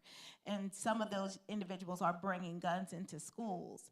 And so we do have some very big concerns around some of the changes in the law. Now, we recognize that the system of justice for juveniles are based on one of rehabilitation. We also recognize that young people who are in possession of guns or doing certain types of offenses it's really a result of maybe childhood trauma or other issues going on in the family or in the community. However, we are very concerned that they still pose a danger to residents in our community because we see a younger and younger carjacking respondents in our justice system, and we see more children who have access to not only guns but also drugs. And so some of the overdoses that we've seen are involving very young children. And so we have to find a way within our system, even though we don't want to punish every child, I get that part, but we have to find a way to ensure that the crimes that they are committing and the danger that they're putting themselves in is addressed effectively. And that's why I think it's really important that we go back to the legislature, talk about some of the things that we are seeing, and find a way to more holistically address them through our Department of Juvenile Services or other agencies that we believe could assist them. No one named this specifically as one of the crimes that is plaguing our community, but we all know that armed carjackings are a huge, massive issue. When we think about juvenile crime, specifically it's the carjackings, because it's the great equalizer. It doesn't matter where you live. Folks can find their way to your home, they can find your way to your car, when you're shopping, when you're going out, and it's difficult for the county. It's bad public relations, it's bad for DC too, and it's bad for parts of Virginia when you hear about people stealing cars and doing so violently. So let's address that. How do you begin to tackle the car theft issue, specifically when it's hard to hold the people behind the wheel sometimes accountable for being behind the wheel of a stolen vehicle? Where do we begin with that? Fortunately, when Chief Aziz got here, he established the carjacking interdiction unit that does an excellent job with trying to present the best cases possible, and there are challenges with trying to determine who was driving the vehicle. For those that don't necessarily understand, a lot of times these vehicles are carjacked by one individual, and then it kind of becomes a community car, even with our stolen vehicles, where other individuals get into the car and either use it for transportation purposes or use it to commit other crimes. So it's definitely a challenge that we've seen. And then that kind of folds into what we were discussing before with the juvenile crime. A lot of the individuals committing these crimes are juveniles. And the challenges that we have with the laws, again, it's a hurdle, but one of the biggest issues that's caused is just intelligence, trying to understand why these individuals are committing the crimes, where things are at, because a lot of these kids, they want to talk to us, they want to tell us what's going on, and they honestly want to be held accountable. You'd be surprised how many of them kind of just want to have some sort of structure in their lives, and they're willing to divulge that information. So we often have to work around that, but it is a challenge.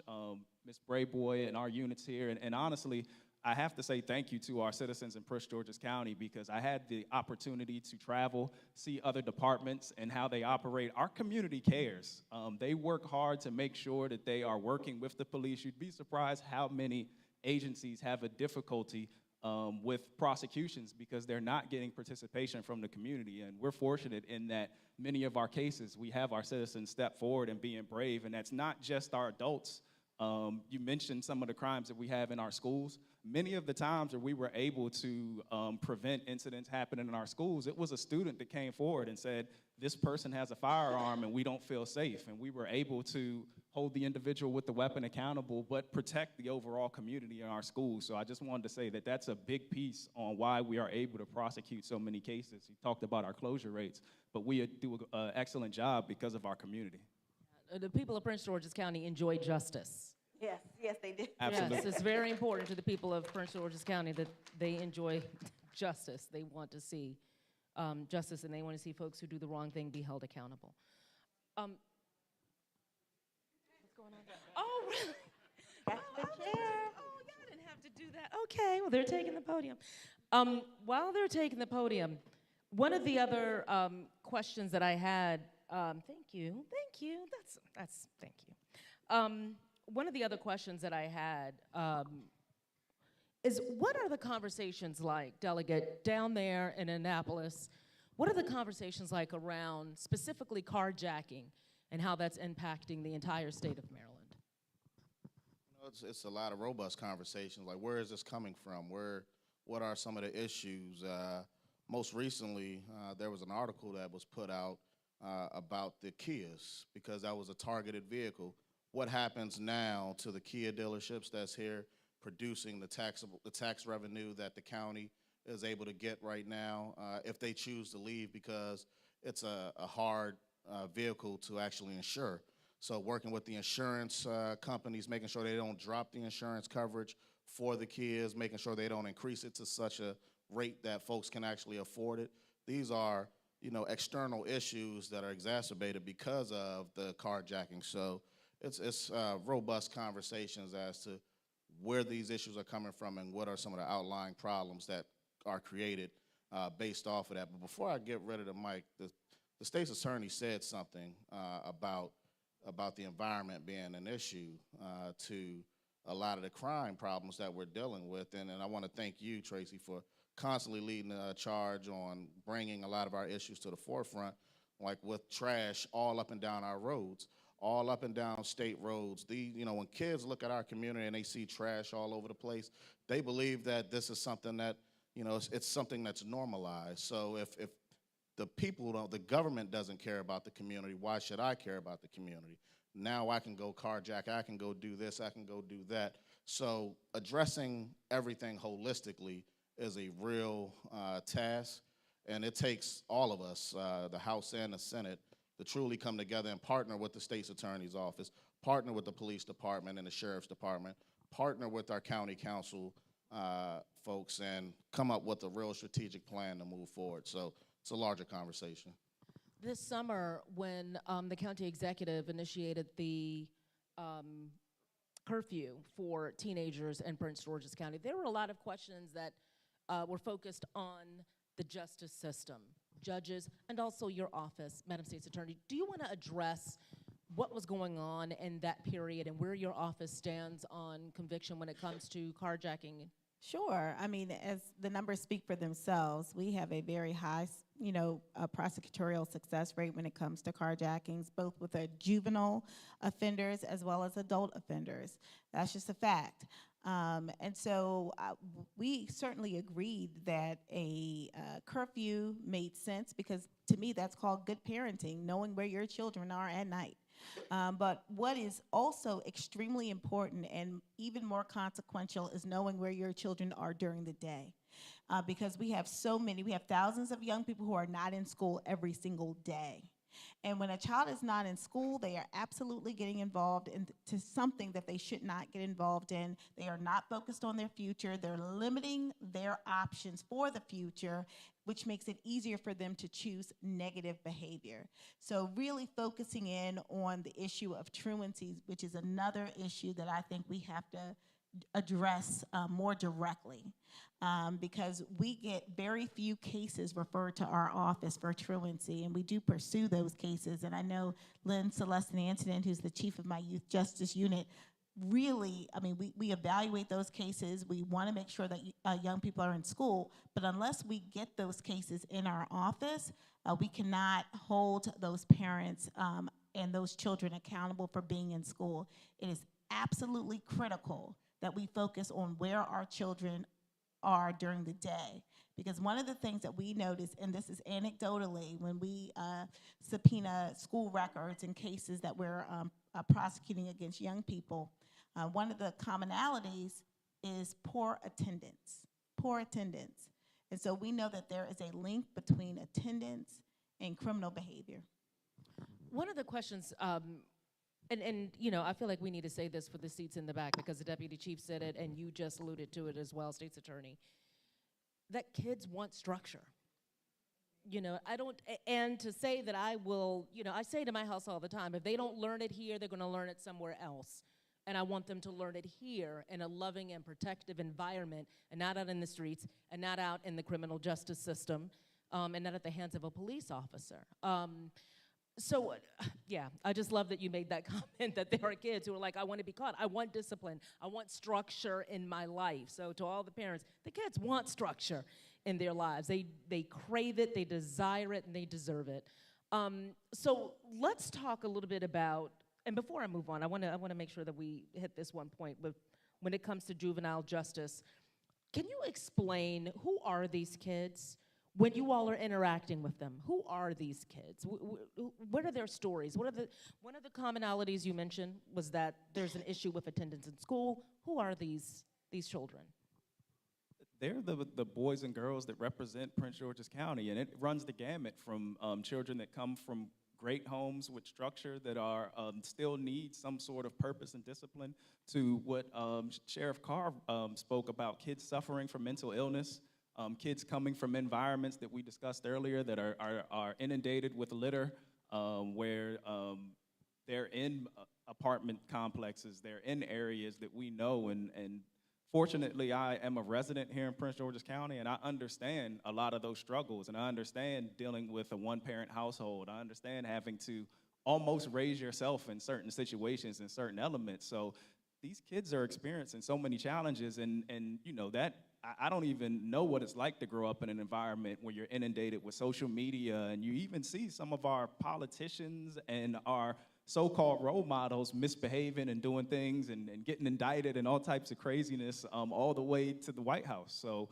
it's difficult for kids today. They have so much information, they have so much responsibility, but yeah, it runs the gamut from some of the you know, worst areas that you'll see where it literally will bring tears to your eyes to see some of the environments, and Sheriff Carr can speak on it with evictions and everything else, but it's you know, heart-wrenching, some of the situations that we see. Yeah, and I think that what's important about that is, I'll take it, Denise. What's also important about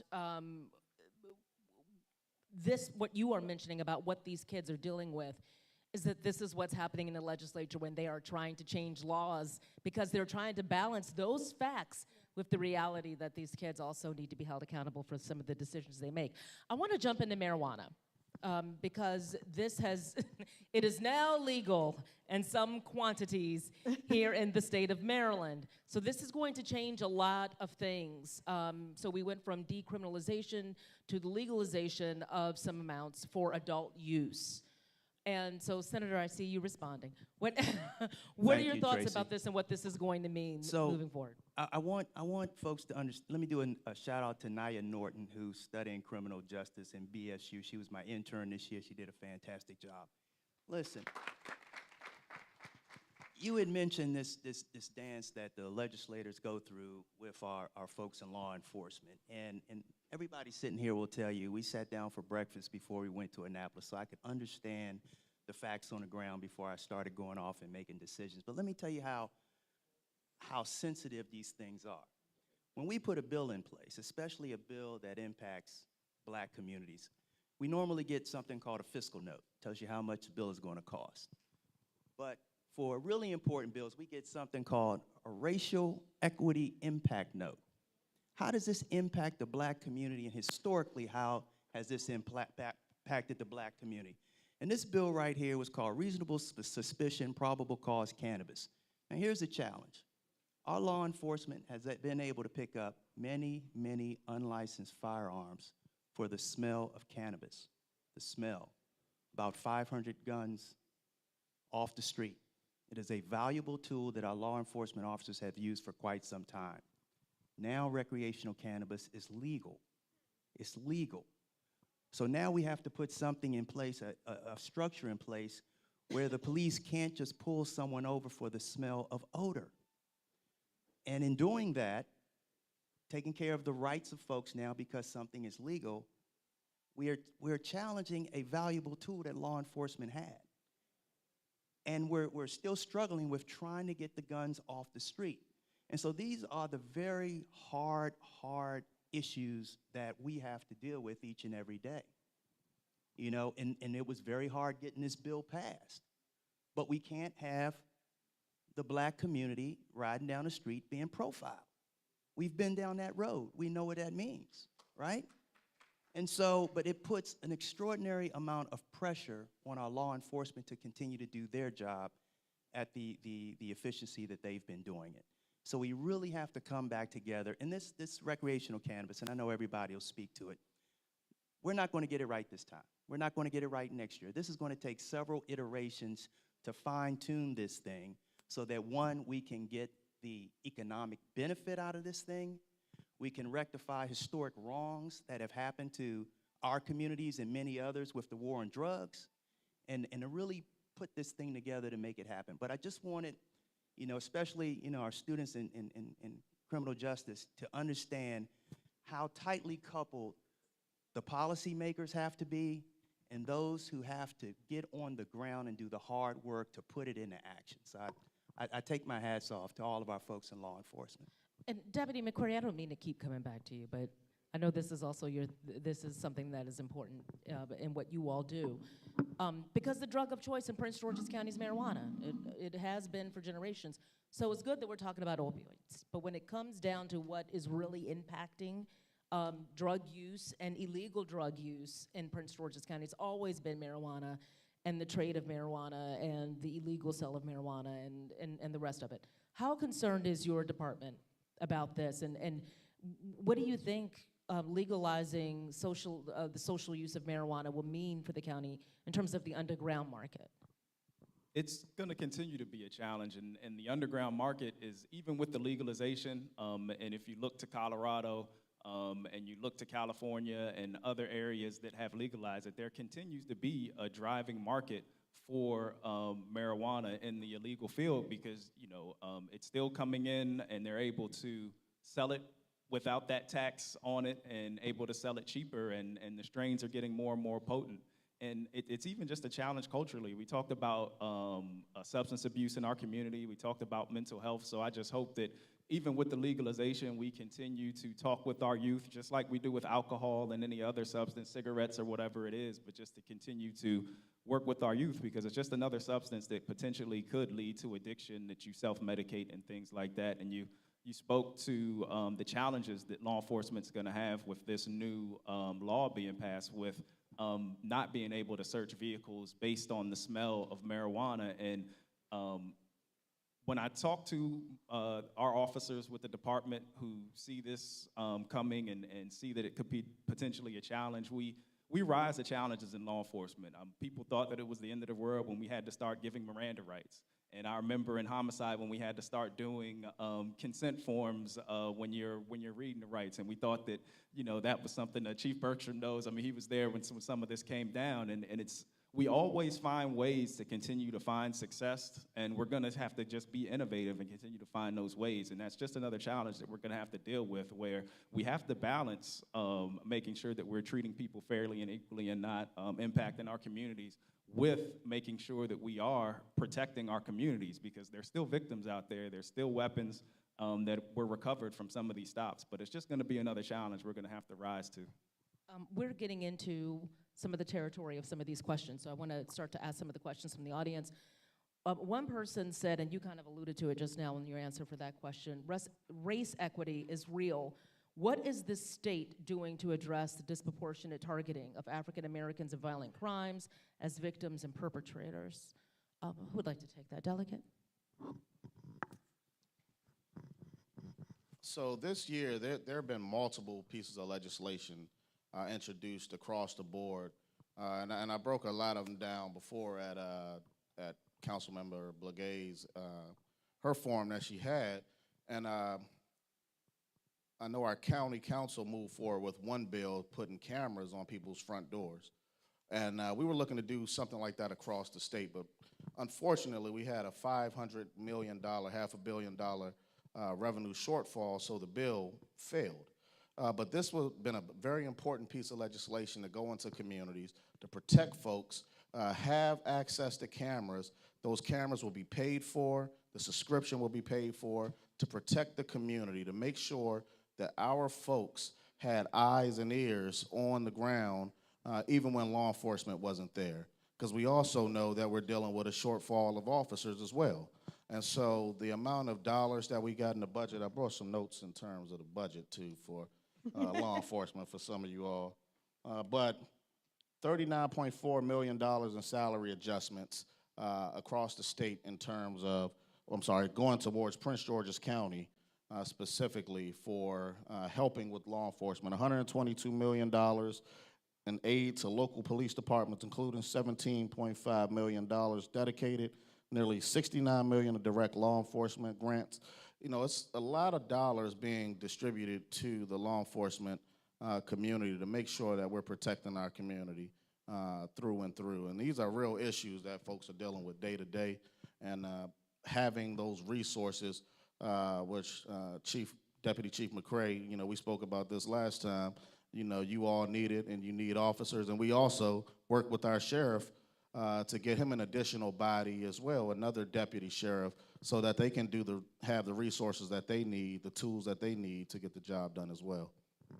One of the questions from the audience is, what role do you envision church-based social justice advocates to play as you achieve to increase prevention and restorative outcomes in the county? This has been a long-standing criticism that in the land of mega churches, that sometimes our churches are really quiet when it comes to crime. Not mine, the other churches. No, I mean, so what you would like to answer that, Senator? Yes. So I have this conversation at least once a week. So when I was growing up, there are three things I feared. It was going to hell, telling my parents I did something wrong, and the police. And those three things kept me in line. And the black church used to be the center of our society. I mean, it was the center of our culture. You know, that and going off to college and getting educated. And somewhere along the line, and I've heard this criticism, and you can tell me if you think it's fair or not, but some of our pastors have gone from being in the business of saving souls to be in the business of business. You know, they're building solar farms, they're building multi-family dwellings and units, and gone are the days where a pastor knew each and every person in their congregation by name. You know, this area right here has one of the largest amount of megachurches than anywhere else in the state. Anywhere else in the state. And so when we're up in Annapolis and we're really struggling over these hard issues, and a lot of them aren't political, they're moral. They're social things. They're things that challenge the way we grew up, our social fabric. And when I get these calls and they're asking me to take a certain position, I said, well, we can take these positions and you want us to fall on a sword, but when we come back home, does the congregation know what we're up against? Do they know the challenges that we're trying to fight to hold the kingdom together, is the way it was described to me? And the answer is no. No. Because if they did, this would be like New York when Adam Clayton Powell was in office. And if you know about Adam Clayton Powell, they took him out of office, his congregation put him right back.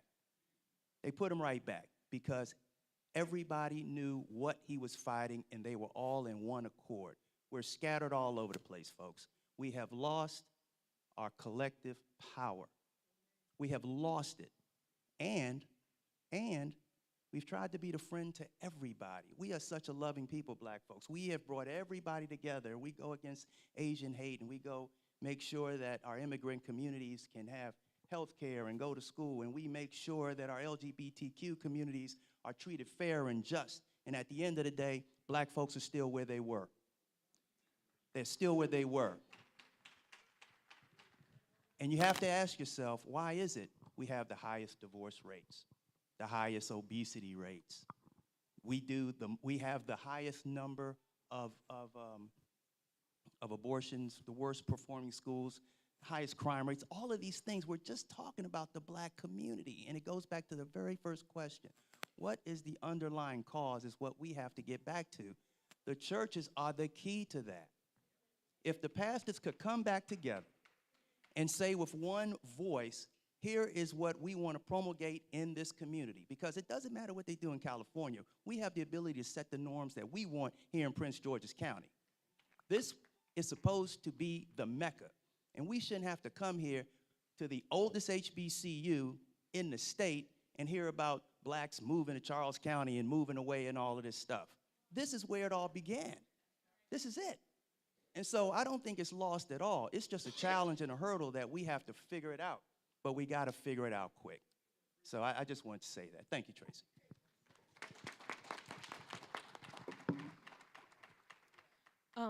So, State's Attorney, there was a question about parents being held responsible for children who are incarcerated or are held accountable for some kind of a crime or found responsible for some kind of a crime.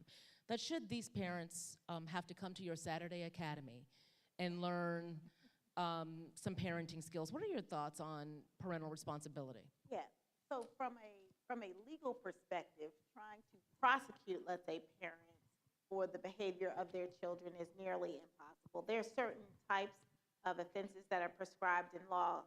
For instance, if you unsafely store a firearm in your home and your child gets a hold of that firearm and commits an offense or brings it to school or something like that, then absolutely that is a law that we can enforce and we can prosecute and hold the parent accountable. But that's typically not what we're seeing. Sometimes we see that, but that's typically not what we're seeing. What we're seeing is a lot of illegal weapons. And the parent is not providing those weapons to their children. These are weapons that they're being provided to by the community, or they were purchasing them online, something called ghost guns that we were happy to work with you all to ban here in the state of Maryland. So when you look at, can I hold this parent for responsible for the child carjacking someone? The answer typically is no. There's not going to be that legal ability. The foundation of the law does not really exist to be able to hold parents accountable for the most part. However, we are concerned that parents need support. And that's why the Saturday Academy is there to really look at how do we achieve accountability through positive engagement with parents and their children. And this academy, we're really excited about it. I want to kind of talk about it more in a couple weeks, but the academy will really provide not only structured activities, physical and mental and emotional, but also services of government and also nonprofit services, as well as our churches who have stepped up. And I want to give a shout out to City of Praise and First Lady Yolanda Peoples, who has really stepped up and said, I'm all in. Okay, so our churches, if asked, I believe that they will step up. Sometimes they don't actually know how, because a lot of the organizing used to happen in the churches. Now it happens sort of outside and we're bringing the churches in. But if asked, if you give them something to do, they will do it. And so we want to ensure that the parents have services. So for instance, we do have a lot of single parents here in Prince George's County. That's just a fact. And so they are working sometimes 2 and 3 jobs. And so providing the structure at home after school to get homework done, to make sure that they're home before the streetlights come on, like I used to have to be when I was growing up. All of that doesn't necessarily happen in every family because the parent is trying to make ends meet. So now we have places like Employ Prince George's. We have our trade unions. We have companies who are looking to hire people that may provide a more traditional work hours for parents, especially those who need to be at home with their children.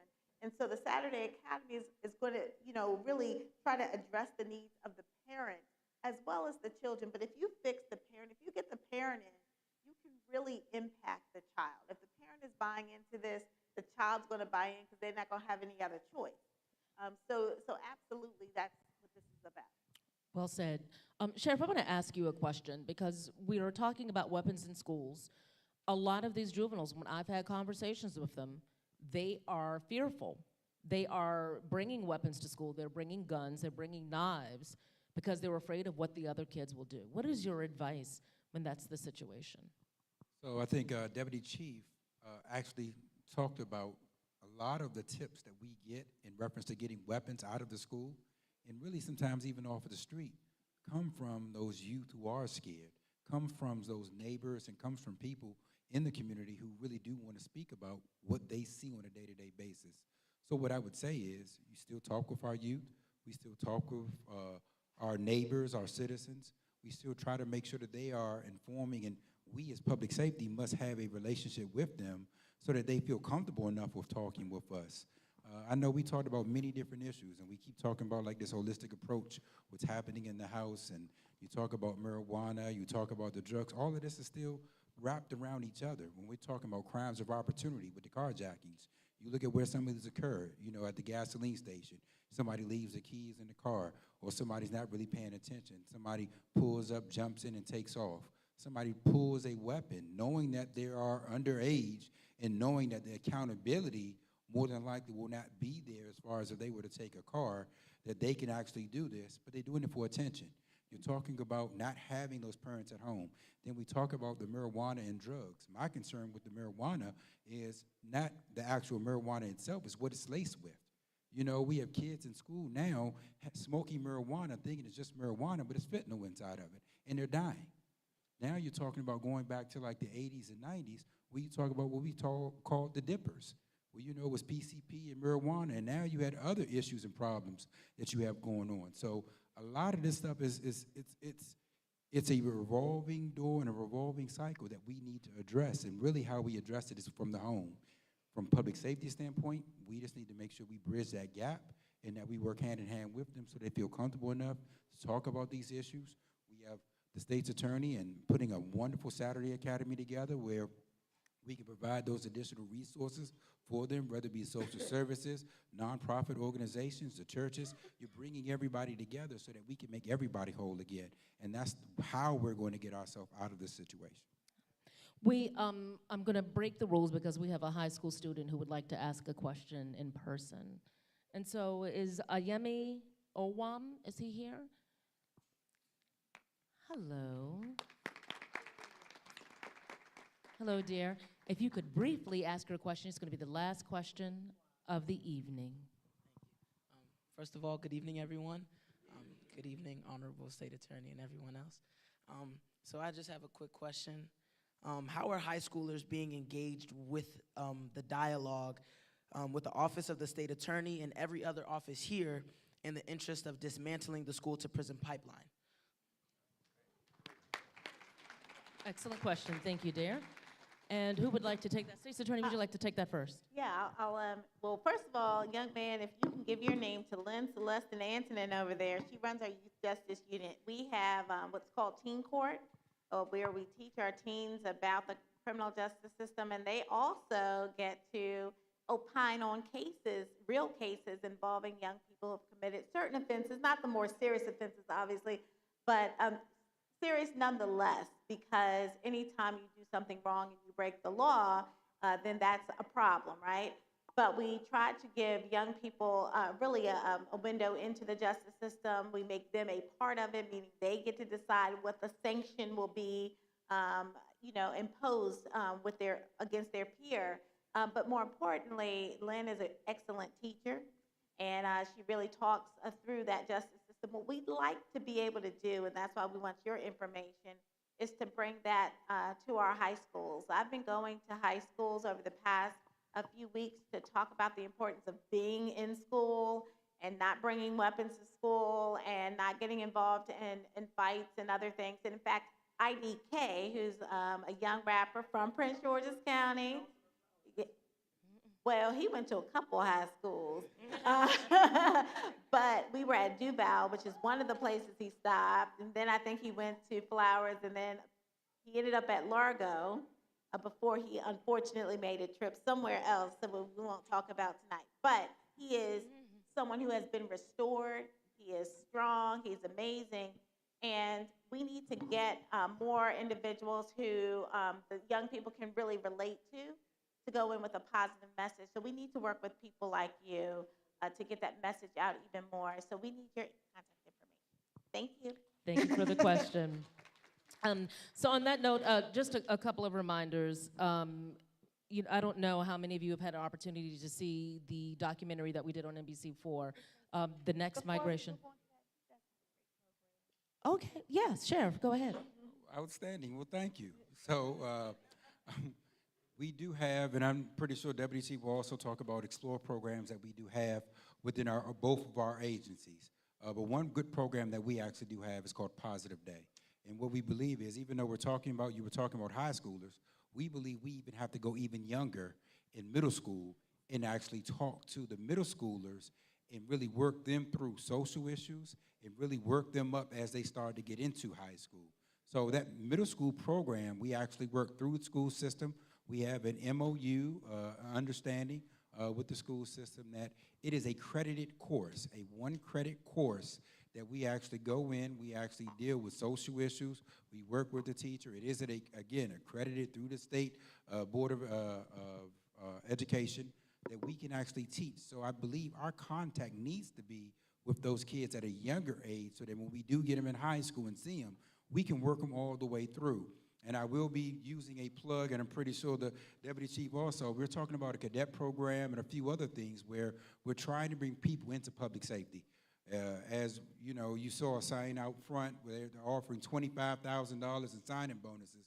This is a perfect storm. We have nobody really coming in to replenish our ranks, and you're dealing with more and more social issues. So what we're trying to do is to make sure that we homegrown our own, and that we make sure that the folks who are going to be here and are going to serve you come from Prince George's County and understand you and your community and understand exactly what you want. So again, our middle school program is just a start as we try to work our way through. Deputy Chief, is there anything you wanted to add to that? I'll just piggyback. I mean, he hit most of the topic is that we have to start working with our youth and providing role models. And we are hiring as well. We are trying to see that we were discussing that kids are being more and more mature at an earlier age, and we have to start reaching that youth. It used to be high school, but now it's elementary school, it's middle school, and if we don't start introducing ourselves and being positive role models at an earlier age, it's only going to be a disservice to us in the community. So, which I think is awesome, and I'm sure it was intentional between Ms. Braveboy and Judy when they put these things on, but having this at an institution of higher learning and having the opportunity to have the youth participate and ask questions, I mean, that's the future right there. I mean, this is why we're here. So actually having it here in this venue at Bowie State, I think was just, you know, I know it was an awesome choice, but I just wanted to say that's beautiful. So that is a perfect note to end this on. So as I was saying, I don't know how many of you have had the opportunity to see our documentary that we did on News 4 that's available on Roku and a whole bunch of other streaming services called The Next Migration, where we do a deep dive into what's happening with the population shift of African Americans from Prince George's into Charles and what their motivations are for moving. I can tell you that after working on that piece for 6 months, no one mentioned crime as a reason. Not one person who we talked to. They talked about home value, and that was number one. So let me just say again, it was home value. More house for less. Was their number one reason. Everyone who we talked to, that was their number one reason. So I want to leave everyone here with that. And I also want to say, when we have these conversations about how to improve our communities, let's remember that we're not too far removed, most of us in this room, from enslavement. And man, have we come a long way in a short period of time, and that our story is a unique one that we should be proud of, especially here in Prince George's County, right? Right? So as we deal with these issues to make our community better, we can't be too hard on ourselves. We can't be too hard on ourselves. We can improve our community, we can do the work necessary, but we started this out by talking about what do we think are the top issues and what do we think are the root causes. So let's get at those root causes. One of the things we say in that documentary is, how amazing would it be as we as African Americans, specifically middle class and upper middle class African Americans, didn't keep running from our community's problems, but stood still and solved them, huh? All right. Thank you all for coming out tonight. Thank you for having me. Thank you for this fantastic event. And everyone, please get home safely. All right.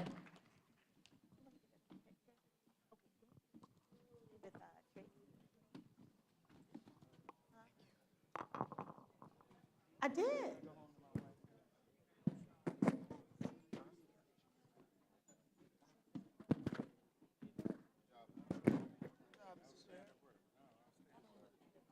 Wonderful. Thank you. Thank you. You guys are. So Tracy, we want to take a quick picture. Okay. Yes.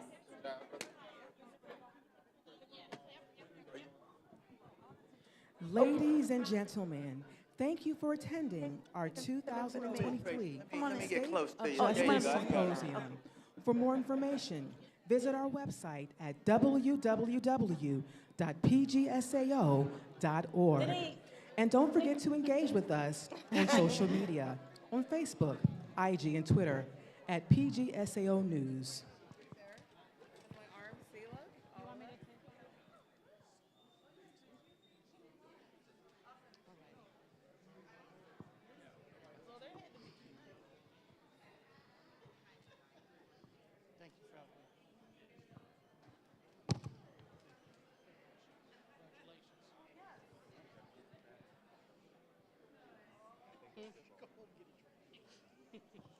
I actually don't have no, I got some wine at home, so.